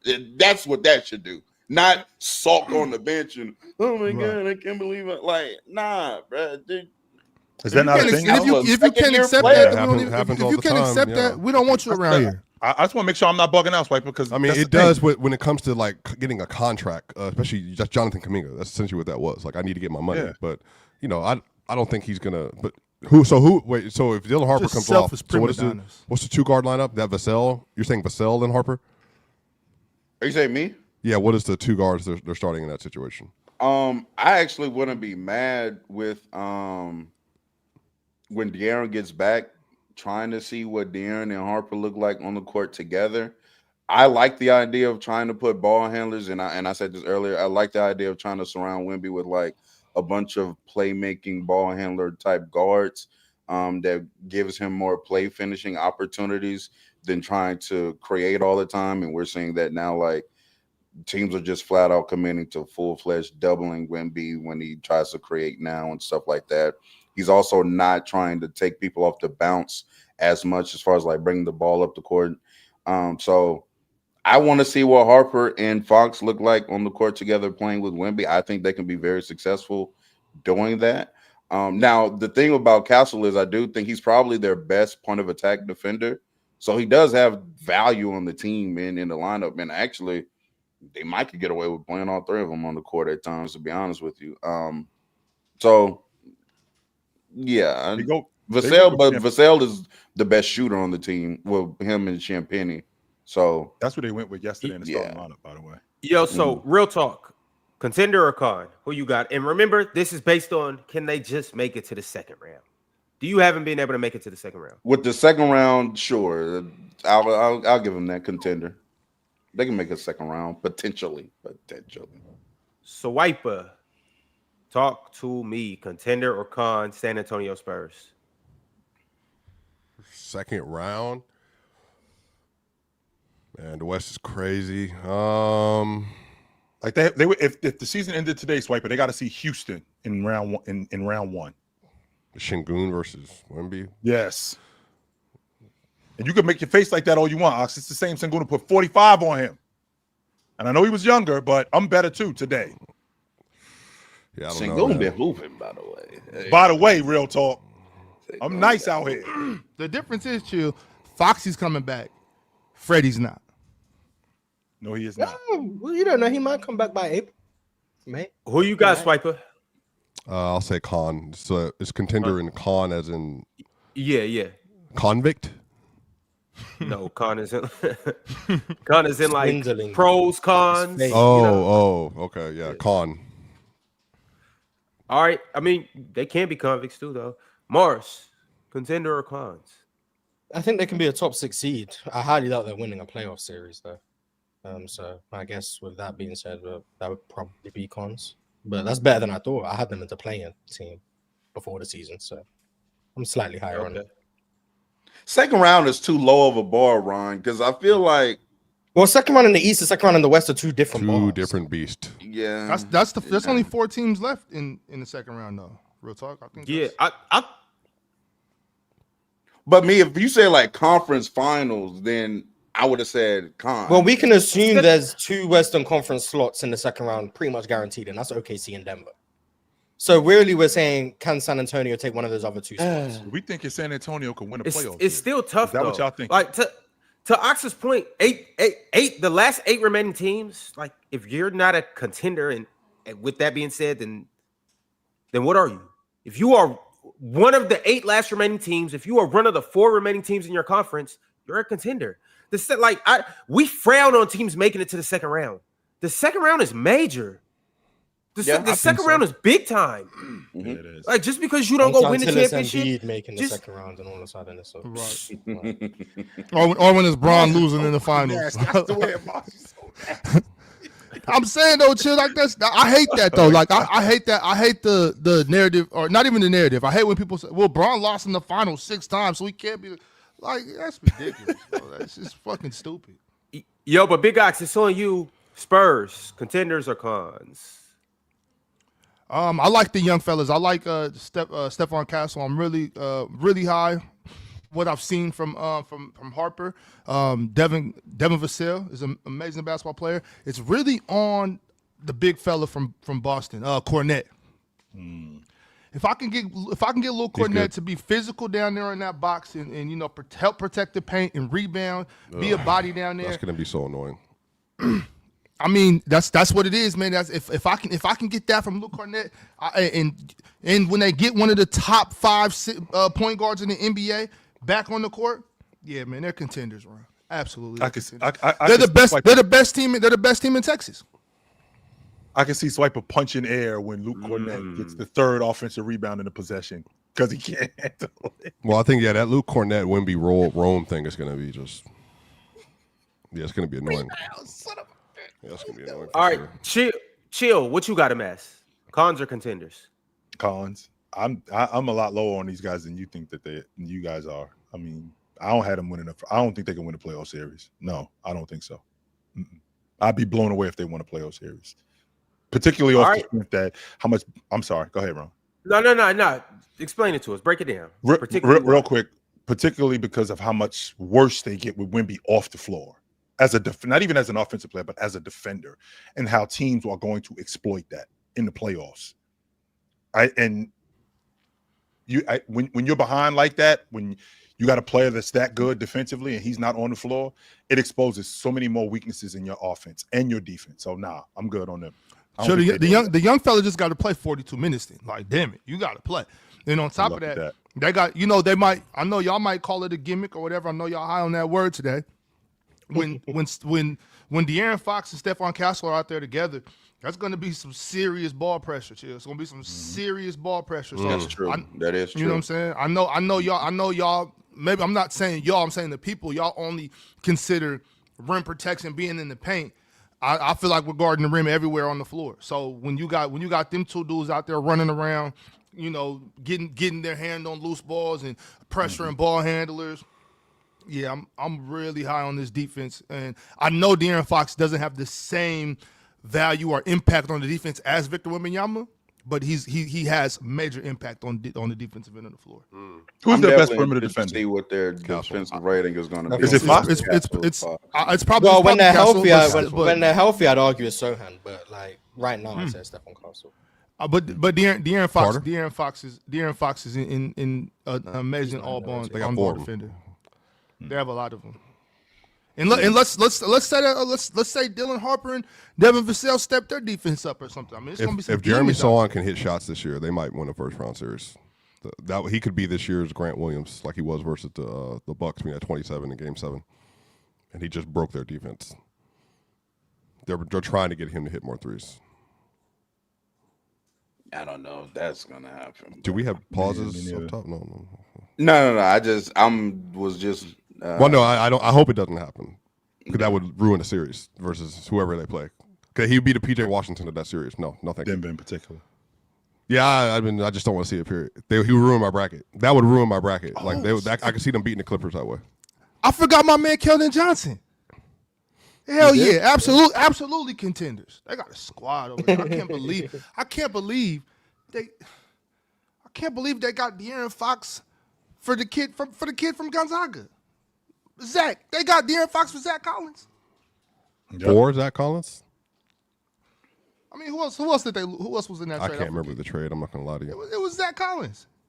All right, fellas, we're going to go ahead and keep it pushing. We got another team coming up. But before we get to that team, I just got to let you guys know about Splash Sports and particularly the contest that we did last Friday. So before I talk about our Halloween Tears contest, I do want to tell you guys that you need to download Splash Sports, and you can do that by either scanning this QR code on the screen or clicking the link in the bio. The cool thing about Splash Sports is, you get to compete against fans. You don't compete against the house because, well, that's just what amateurs do. And also, Splash Sports just makes it easier than everybody else because, once again, by playing against the fans, you have more strategy. You don't get to play against the house, so you have a diverse range of lines, and you can find multiple ways to outsmart your opponents. They also have fair matchmaking, so, if you get a majority of the picks right, you don't have to get all the picks right. You just got to get a majority of the picks right. And then after that, you will win the contest. Similar to what I did yesterday. I got 5 out of my 6 picks right.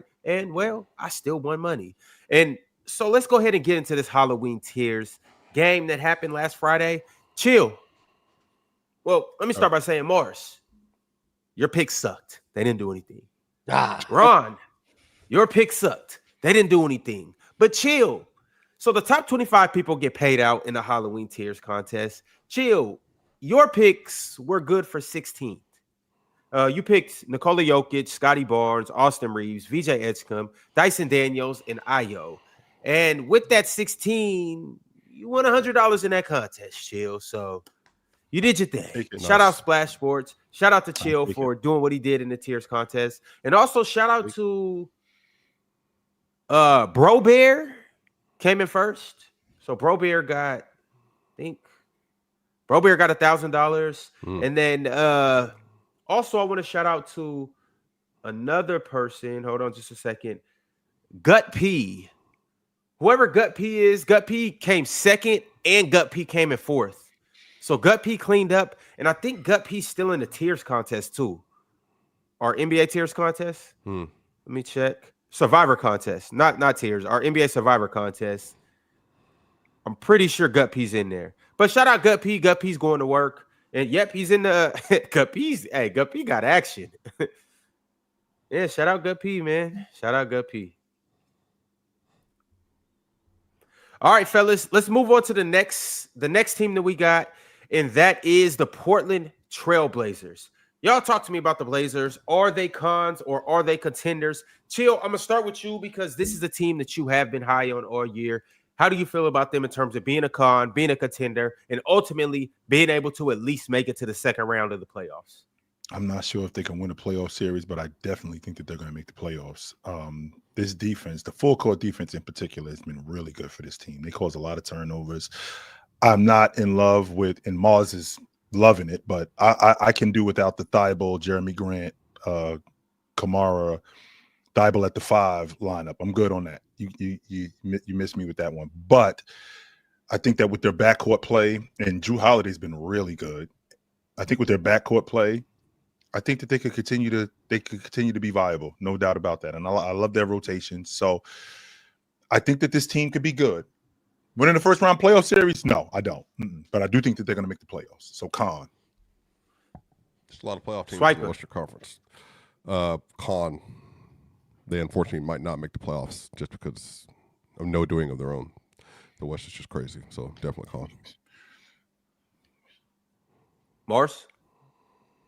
Yeah, they're not winning anything. So yeah, con. It feels bad saying a team like Portland is a con, but yeah, I did they're say not on winning online, Mars, if there was a 16-game team field in the NBA, they'd be a playoff team. Just the best 16, they'd make the playoffs. Just I agree. Adam Silver. Wait, didn't and we said that on the? Oh no, how would you feel if we did an NBA Cup, Mars? So we redid the rules, and instead of the West playing the West, because I think that's boring, and the East playing the East, because I think that's boring.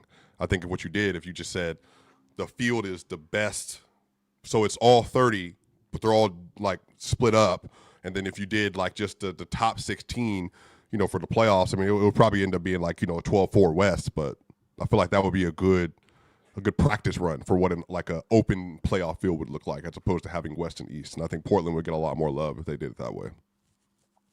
I agree. Yeah. Once we get away from West versus East in the playoffs, man, I'll be a much happier person. Big Ox? Can't hear you, Chill. Con. You're muted. You're muted, Jim. Yeah, I don't think I'm gonna be allowed to see that. Even though I would like to see it, I just don't think I'm gonna be around to see that. I don't Do you think people are it's a gonna bad come thing down. if the NBA Finals was two West teams? No, I think that the two best teams in the league should play in the NBA championship. Even though I'm a traditional guy and I like the Eastern Conference and the Western Conference thing, but I do think that we will eventually move towards something like that. I just don't think it's anytime soon, especially considering that they just came up with the, Magic Johnson and Larry Bird trophy. Yeah, I mean, just though that's not a good enough reason to not do it. Just because of Magic and Larry the trophies, that's not a good enough reason. And also, like I said, you could just before, rename it to the we Final Four MVP. Right, you can rename it. You can rename it to anything. You could give it as a regular season award for the best team out of the East and the best team out of the West, because you can still have Eastern and Western Conference teams. But I already came up with the perfect plan. Everybody plays everybody 3 times. I know that makes it 87 games, right, instead of 82. Yeah, but expansion is coming, so it'll be like 90 something games. True. So however they got to do it, they just need to figure it out. I don't know. I don't got all the answers, but there needs to be 1 through 16. This is ridiculous at this point. All right, but Ox, you got the Blazers as cons? Yeah, really good team though. Really good team. I like them. I enjoy watching them play, but I just don't see it happening. All right, real talk. Cons, contenders, Blazers. Yeah, late in the offseason, I joined Chill on the Trailblazers bandwagon, and they're cons because this offense is shitty. However, they're a really good team. I see a lot of parallels between like them and last year's Rockets. They have a veteran point guard, Fred, Drew, really good defensively. Their man is Tamani Kamara. They have a pretty good offensive player, but I would actually say probably better. Between Danny is their Sengun. I know it's not the same position. Of course, this isn't 1-to-1 like Chill says, but I just see a lot of parallels. You think Danny's a better offensive player than Sengun? Was last year? Oh, okay. Yeah. Then he was last year. Okay. Not right now, but last year. Yeah. Very good defensive unit. If they can win a few tight games, because that's what propelled Houston to getting so many wins last year, is games like Portland had against Denver, in which, very tight game. If they can make a few shots late, they close out, they win, because the defense is always going to have them competitive. But yeah, they're not winning anything in the playoffs because that offense stinks. Donovan Clingan had 7 offensive rebounds too, and they weren't like non-box outs either. They were just like Jokic is here, and then he just tipped the ball to himself. He's massive. It's one of the biggest people I've ever seen in my life. And he's a child. Like, he's a legitimate child. Is he old enough to drink yet? No. Is he 21? I think so. No, he was at UConn for 2 years. Well, he's old enough to drink in Germany, by the way, for a while now. But I'm saying I think Donovan Clingan's like 22, 23. Yeah, he's insane. That's a big dude. He didn't even play a lot, but he's huge. Oh my God, he's 21. He's 23. He's 22 in February. Okay, he's younger than I thought Shaden Sharp was going to be there, Jalen Green, but holy shit, he's worse. The efficiency is Jalen Green. No, he's picked up the last couple games. To be fair, that fourth quarter of the Lakers game might have been a turning point. He's picked up the last few games since that point. So we'll just say we'll remain cautiously optimistic. Blake Wesley's good too. They don't really have bad defenders in their rotation. He just broke his foot though. So right now they don't have a backup point guard. Might be Ryan Rupert, which is but we'll see where they go. Do y'all think a contender should still be interested in Drew Holiday? Yeah, it's just hard to make that money because he's making 35. So it's hard to still be a contender once you trade for him. But Robert Williams just came back. Hey, real talk. I'm a contender. Okay, let's get to the bottom of some shit right now. I'm not helping you. So don't call me about Drew Holiday because I know where you're going with this. No, I'm not helping you. I'm they not. couldn't afford him anyway. No, I'm not. Wait, who's you in this context? Lakers. Houston. Oh, And he's not a Houston I was gonna fan. say it can't be the Is it Lakers. Houston getting he's past the injury exempt like thing that they're about to get? He makes more? Yeah, but you only got 12.5 for Fred. Okay. Yeah, that wouldn't make any But sense. also, Houston have the best offense in the league, or fifth per dunks and threes. So it's like, do they really need Drew Holiday? No, they don't. No, they need Drew. Yeah, they Per do. dunks and threes, they have the fifth best offense in the Man league. has actually been really good with the basketball. Really good. I'm watching Shout out to Reed, the ball too. up He half had- the time, but I guess we he had can 4 threes the other night. Now you want to use the word gimmick. Those Drew step back threes are a gimmick. They're 6 feet back. Like he steps from Drew can shoot. Yeah, I know, but he did that last year too. But That's not a gimmick, Swiper. I know, but I'm saying, but he'll take a hit. James Harden, when he took a step back, 3-step, boom, boom, boom. Drew jumps like 4 feet. I'm talking about it's a step back and it's it's wet. It's wet. Like he's been doing that for the last 3 years. That's a gimmick. Goodness gracious. All right, fellas. We're about to get into these crunch time chats. If you sit through a super chat so far, we appreciate you. Also, shout out to all of our Hall of Famers as well. You guys are the GOATs. This includes Daleski. Y'all seen him up last Friday. He came up here. He did his thing.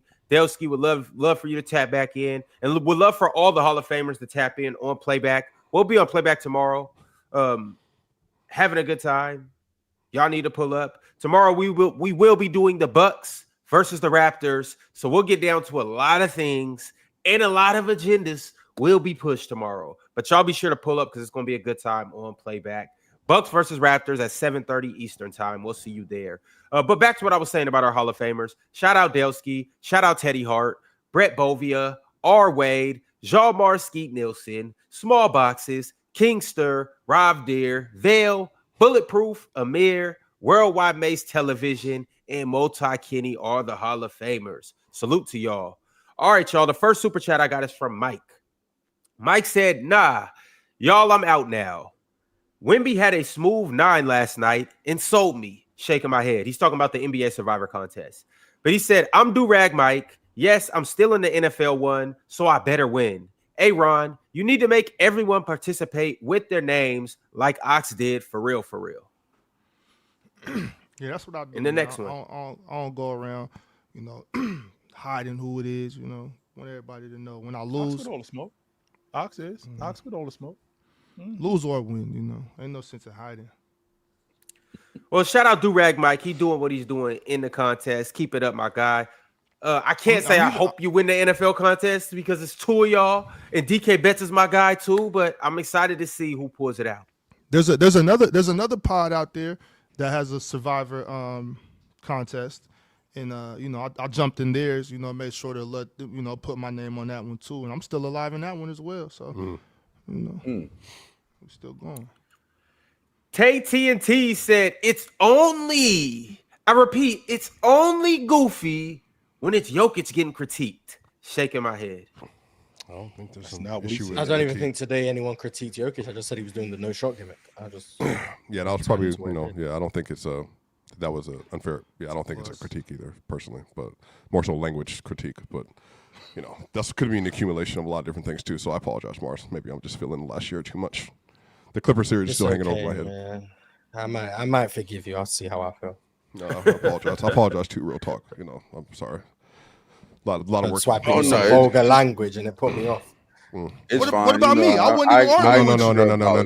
No. I was trying to deal with these two, and then I you wouldn't came even off the argue mic. with you. Nothing for you, Ox. No soup for you. That's crazy. No soup for you, Ox. I'm the only Patty- one innocent up here. Patty Mahomes got next. Said Jalen Duren leap is here. Cade looked like Steve Nash with defense. Holland and the Sword, game changers on D. Ivy and Beasley are coming soon. This is a dangerous team.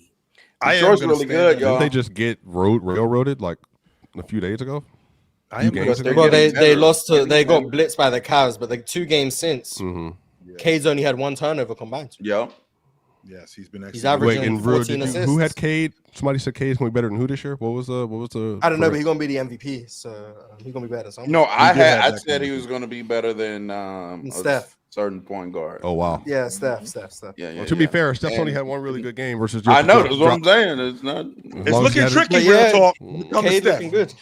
Cade looking good, man. It's We'll- looking we'll real give tricky. Cade Matter of his fact, he credit looks like the while number 2 on his it's team, but going don't down. ask me. Don't ask me. Don't ask me. Shout out to Kuminga. man, Yeah, I shout know. out to Kuminga. Shout out You to know Kuminga. what? Huh? I just want Kuminga. to say. No. I just want to Oh, say Jimmy. before The we foul gimmick, the before real we gimmick. finish these super chats, Swipe. I just want you to know that since you didn't give me that apology, we're gonna kick the shit out of y'all tonight. Who's we? The Kings play the Sacramento Nuggets. Yeah. You know who we is. Who's playing today? We might for the see Kings? Yasiel Puig? They're Is he playing? starting this Cardwell guy, which is cool. Shout out to him. It's a gimmick, So, yeah. actually. He only plays a couple minutes. It's, honestly, it's a gimmick. Like, It's a starting that gimmick, really starting is a gimmick. gimmick, though. Like, Starting gimmick. So let's real keep talk, going. what I with these- did. Oh, we already Real did. Is quick, Russ playing real tonight? Go ahead, Well, Jim. I invested It's in in, Denver. Dominating. the Dallas Mavericks stock, Oh gosh. and I'm staying on the train to like maybe the next stop because I'm not going to stay on it because that fourth quarter offense. I know how y'all feel about the overall offense. That fourth quarter offense is oh my goodness. I watched them against Detroit. They can't score in the meat and potatoes of the game. They cannot. Yeah, it's tough. No, It's tough. and but now I'm staying on the AD's train. I'm because I stayed with them. I said it was Dallas, but they can't win if they're going to continue like this. They can't. But go ahead, Ox. I'm sorry. Okay. YSN Money's been a member for 31 months. That's commitment right there. Shout out the MFN GOATs on a panel. See you in the finals. #Lake Show. They can win the in-season tournament. I do believe that. The Emirates in-season tournament. People will make sure to correct me on that because it's NBA's branding. I think the Lakers can win the Emirates in-season tournament with the way they're playing. Maybe so. Yeah, there have been a few Laker fans who want to be, homers because I said what I said about the Lakers in the preseason. I said they could potentially be a play-in team. That doesn't mean they suck. We're in a great conference. That means around 48 wins. But or real so. talk, we know what you're doing when you do that, though. What No, I am don't I think doing? so. I don't think so, It's honestly. the underdog gimmick.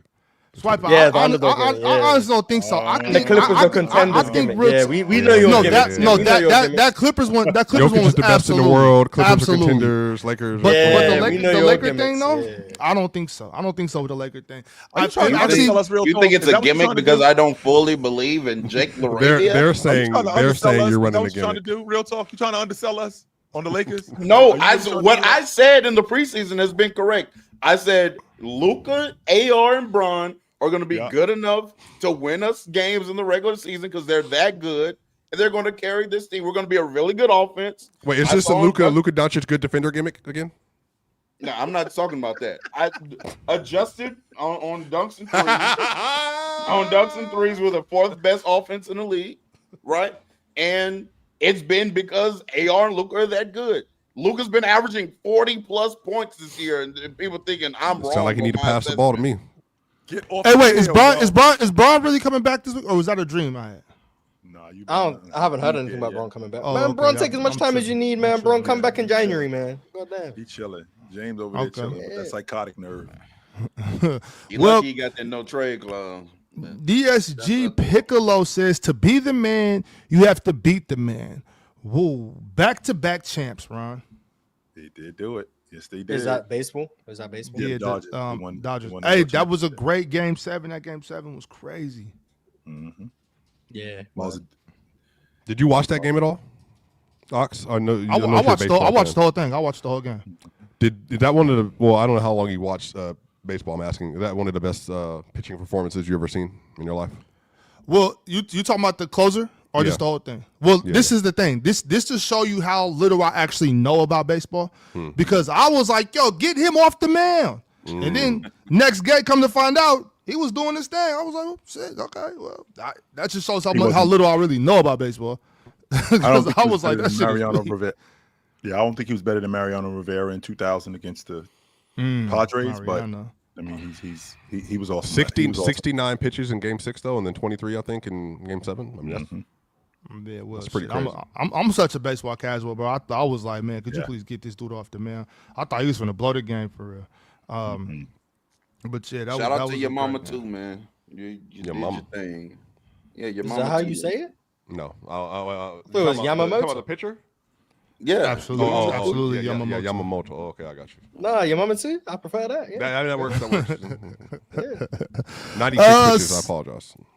Sorry Key, who's been a member for almost 2 whole years, says Trey still better. Shout out to Pels giving us their pick. Jalen Johnson top 30 leap this year? Question mark. W Mars, W Ron. I haven't heard. Haven't If seen that in a Jalen while. Johnson not playing defense, I don't think he's gonna be a top 30 player. For y'all dudes, when y'all press me about stuff that I say, I would love to hear Joe Dumars' logic on why he gave up that first round pick. I would love He it. believes in answer Derek this. Queen. He Yeah, he did believes in answer Derek this. Queen. Dumars. Derek Queen gonna be better than AJ or Darren Peterson or Cam Boozer. That's what it's gonna be. Yikes. Man. I highly doubt he is, but I mean, I do too, Ox. hey, but with that being said, though, when it happened, I was still on board. I still am. Like, let's see how good Derek Queen is going to be before we just throw Joe Dumars under the bus. Yeah, he said that after we drafted at 7, we started from 9, we went all the way up and got a deal. When you identify a player, you think this can be one of the foundations here. You go and you get him. That's what we did. That's what he said about the trade for Derek Queen. They're high on the guy. Can't be mad at him. Straw hat sale. Mm-hmm. Chat is annoying. Paolo is 25, 9, and 8 on 61 TD. True shooting. True shooting, I Things assume. supposed to be true shooting. 61% true shooting in his last 5 games. He's playing better defense and adjusting to Joe Prunty offense, which is helping him. Yeah, he been. Yeah, the Magic have been. Paolo been blocking shots this year. Shout out to Paolo. Didn't foresee that leap coming. But yeah, last few games definitely have looked better than the first few games start.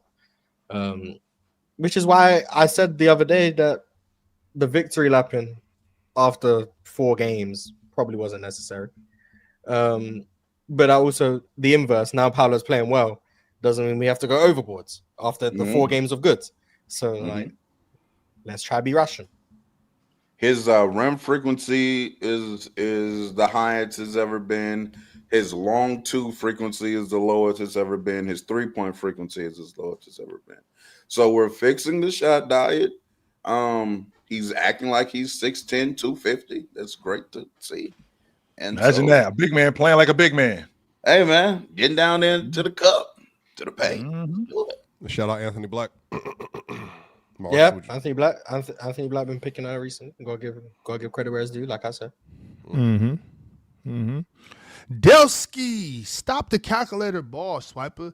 KD Rockets the best offense right now, and the only real threat is OKC when healthy. I don't care about adjusting the offense per win share. Well, if what you need to beat OKC is an elite defense. Only the Nuggets have that right now between the two. Agenda. Elite defense, 11th per dunks and threes. But 4th on NBA.com. Per dunks and threes, where the Rockets in defense. 2, by the way. Second, by the way, per dunks and threes. Second in defense. What's their offense? What's their offense? Fifth. Okay. Now adjust. Now adjust for this. It's per NBA.com. Now adjust. Second in defense. Now wait. Now adjust for this when the Houston Texans are playing when they're not playing. Houston Texans. Yeah, Because they play better when the Houston Texans are not playing. So because they're not watching the game, buddy. so you got to adjust for the schedule. But yeah, NFL shout schedule. out to the Rockets. They're unconventional, but they're really good. The offense is working. Who would have thought plugging in maybe the most dangerous scoring weapon in the NBA would be useful? Who would have Josh thought Okogie's a team hitting that like rebounds this much? 60% of his Josh threes. Okogie, a real shooter. Yeah, Josh Okogie, a real shooter. Oh my Jabari gosh. Smith. I can't wait for has you. I looked can't really wait for you to comfortable. witness that real talk in the playoffs. Oh boy, I'm gonna open Josh Okogie threes. The Suns. Oh went through no, it. but we know what's gonna happen. Josh Okogie gonna be left open, and Josh Okogie gonna be missing. Like we understand. I think But in there's regular something season- about having an ugly form and not being able to make it when the time matters. Because And man Thompson made his first 3 of the season, so he's still on track to lead the league in threes. Like I said, like we just Oh yeah, slow start. Yeah, slow start. Void Century panel. Would you trade Embiid, Embiid and Grimes on McCain, and 2 firsts for Kessler and marketing. I think those 2 added to the 76ers starting lineup makes them elite. I Still don't an know illegal why trade. they do that. They wouldn't still can't do it. It's not going to happen, but he's asking if y'all would do it. If you in No. this, and you're not. They're not saying if you're Danny Ainge, would you do this? They're saying I'm if you're Philly, on the yes. Sixers, would you? If I'm you're Philly, Philly, yeah, would you I'd do do it? it. No, I wouldn't. But like, I don't think Markkanen and whatever makes Philly championship. Marketing and Kona, that's an elite back front court. Well, it'll be Markkanen And Kessler? It'll be Markkanen Yeah. and Kessler. I'm doing this so fast. with Yeah, I'm Paul doing George, it. Tyrese, Yeah, I'm and not VJ. gonna I lie. think it's cool. I just think at this point you let Maxey, McCain, and VJ all develop, and by the time like VJ and McCain in particular are ready, Embiid's contract is done, and then you just start from there, as opposed to trading Embiid for like Markkanen, who doesn't really fit the timeline of those guys, and then trying to win right now when I don't think they're going to be capable of doing it. Also, like if Philly wanted to win this season, whether we like it or not, the only way they could actually do that is if Joel Embiid was theoretically healthy. Like no amount of Markkanen and Kessler is going to make them win a championship this year. The only way it would be if they had a theoretically healthy Embiid. So either you just build with these guys and accept Embiid's not healthy, and by the time his contract's done, you've got these guys ready to come in and hoop.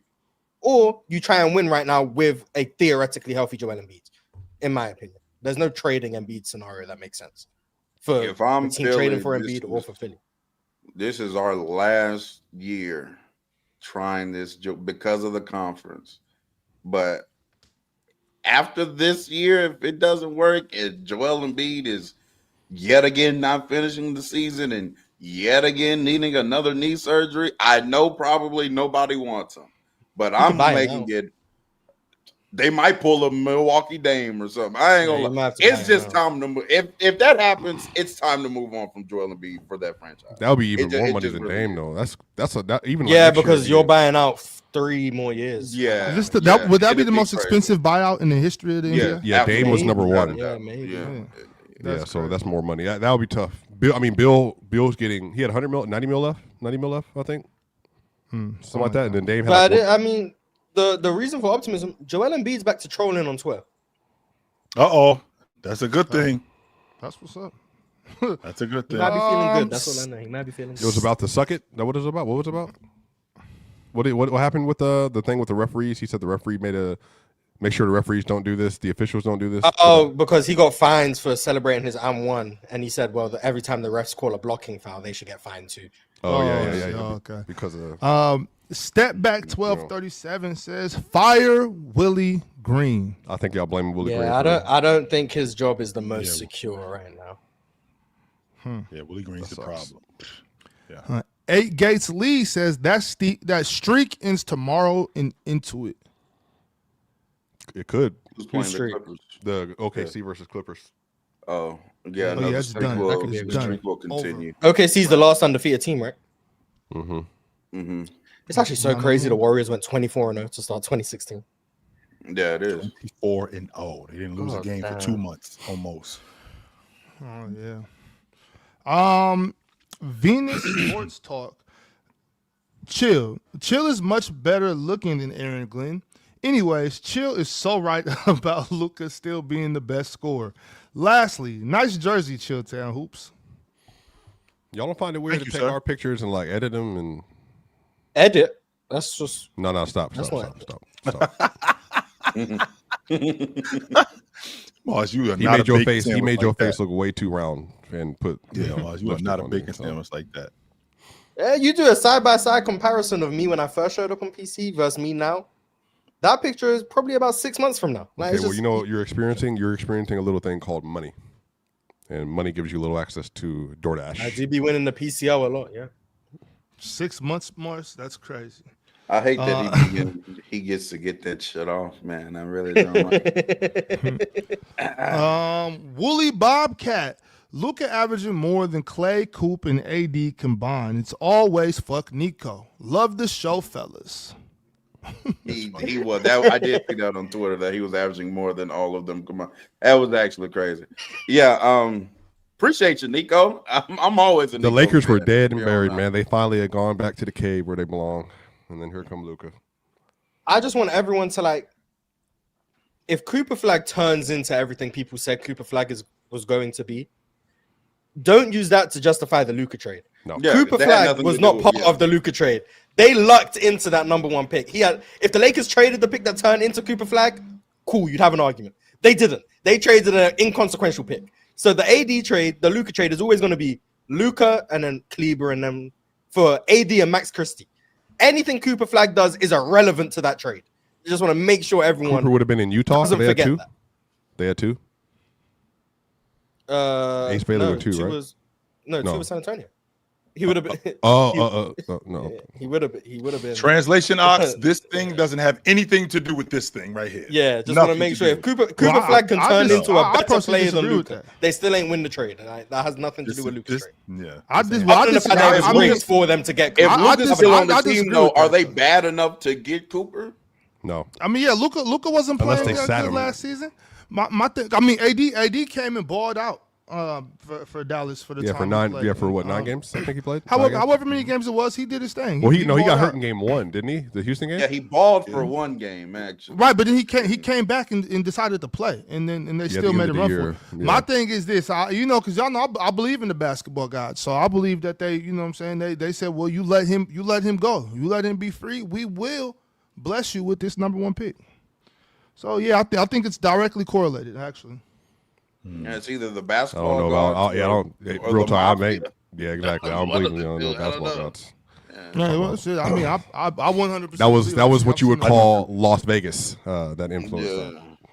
Yeah. Yeah, maybe. Well, by way of the basketball guys, whatever. When's Las Vegas going to bless Sacramento then? Yeah, who knows? See, that's what we don't see. That's the thing. We don't question the basketball guys. We just let them work. You've been in hell for 28 years. He'll come get me one day. D Futures at Jordan needs you to hate on this parlay I'm about to cook up, so you can be wrong with that too.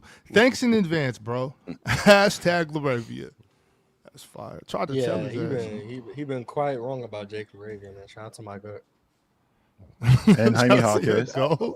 And Jaime Hawkins, too. Yeah, Jaime Hawkins. But what? Hey, so last year, Mars, it was my man Phil Pawski. Have you seen Hugo Gonzalez? I have Hugo? seen Hugo Gonzalez. That's my man. I got love for Hugo. Bag sent a super chat. How is Jokic not shooting as he doesn't? Wait. How is Jokic not shooting as he doesn't like it any different from 8? What? Am I tripping right now? How is How is Jokic Jokic was- not shooting because he doesn't Yeah. like it any different from AD wanting to play the 4 and not the 5? Aren't they employed to play basketball? Okay. I need y'all. I mean, I mean, I think I also think AD at the 4 is also a gimmick, but Jokic is doing the no shot gimmick. It's the regular season. Like Jokic is just doing his little no shot gimmick. Shout out to him. He's also doing the triple double thing too. The triple double gimmick. I don't think it's a gimmick when Christian Brown a wide open chance to finish the job. Just brick. Well, yeah, because assists are still dependent on your teammates making shots. Brick. Jokic actively not looking at the rim so he can get. Real to talk, his- my video that you were arguing about, you can shoot better than me, which we still have no video evidence of that, by the way. You see me hitting them open threes. Shoot, I would have hit that at that point because he had 8 feet. Yeah, 8 feet of space. Christian Brown has not been good to start the season. that money gets Shout out to to Christian you. Brown. He'll be all right. He'll bounce back. Yep. Jalen King. I'm going to see you in person. So we're going to have a shootout in person. I'm not. No, we can shoot. We can he shoot, but I'm won't. not. No, he won't. Real talk. He's going to talk about. I got on these. I got No. these 11s We did it. We I played got basketball these- last time we saw each other. No, I don't want to hear it. We was on the same team, Swipe on. You was doing. your and thing. I We won was you, and I cooking won it. us the game. Yeah, I just I want did. you guys Why you to guys gotta my go that opinion far? on Because I basketball. did. You That's played. what You played happened. really good. You might have scored the last. No, bucket, but and I that's not played good winning us defense. the I'm the only game. one that got to stop on Trey. Only one. You and Ron was over here playing. You and Ron was in that Rudy Gobert, Jaden McDaniel pick and roll, real talk, Swiper, and please then don't Trey do this, Trey bro. gave him Please don't do the this. woo Please layup. don't, Swiper, please don't do this, bro. You looking had you looking funny don't like do Rudy this. Gobert. I had you looking like James Worthy. 'cause I You was got out there scored on looking by like Magic gifted. You Johnson. got scored on by gifted. All right, bro. Okay, Swiper. And what did Chill do to you? Caught you in the air, bumped you. At least Chill is an athlete. At least Chill is an athlete. What's that Okay, supposed I to mean? was- Respect Gifted? Nah, respect Gifted. Gifted. Respect Chill. Gifted is Chill's a- better. Gifted to is this a day, hooper. Chill's a better athlete than Gifted. Respect. Okay, respect. Gifted might not be a really good basketball player, but he's I said still a athlete. hooper, bro. Gifted Okay, I will understand.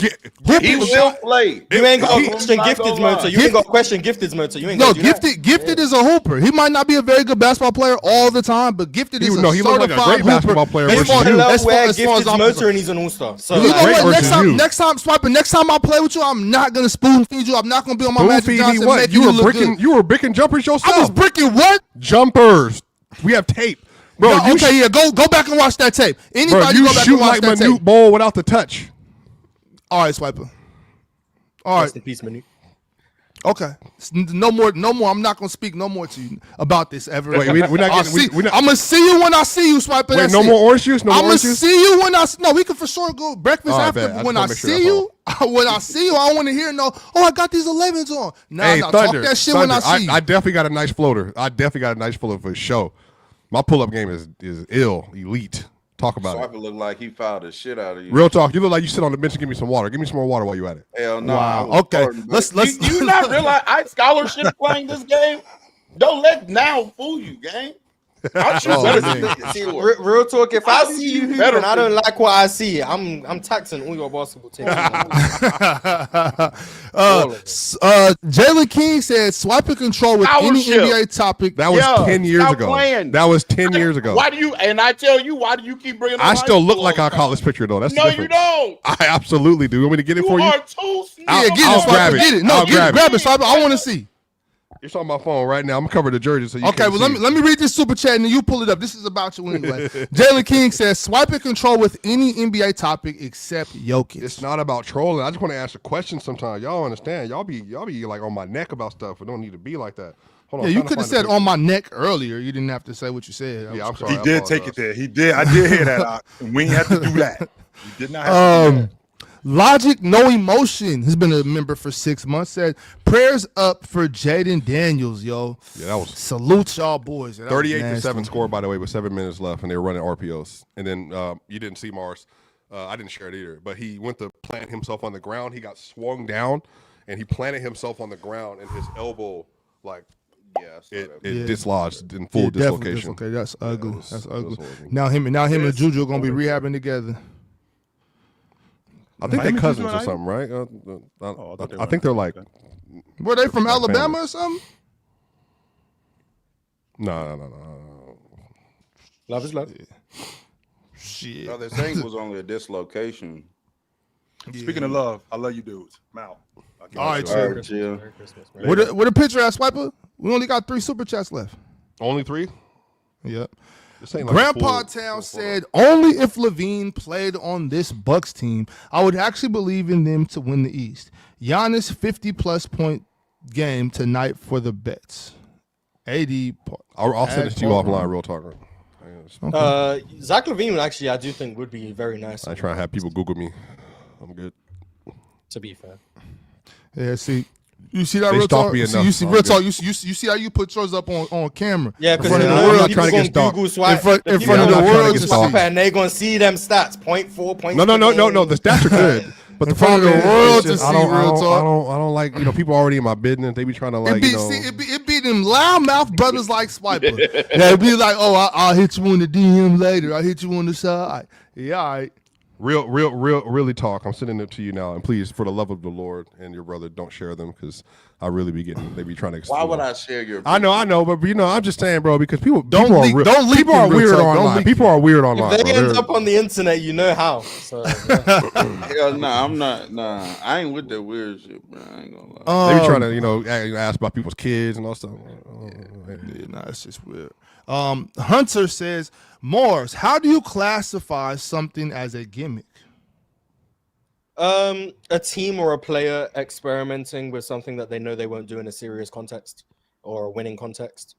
Whether that's Jokic not shooting the ball, whether that's Wemby shooting 10 threes a game last year, whether that's Scotty Barnes shooting as many threes as he shot last year, whether that's the Spurs running Jeremy Sohan at point.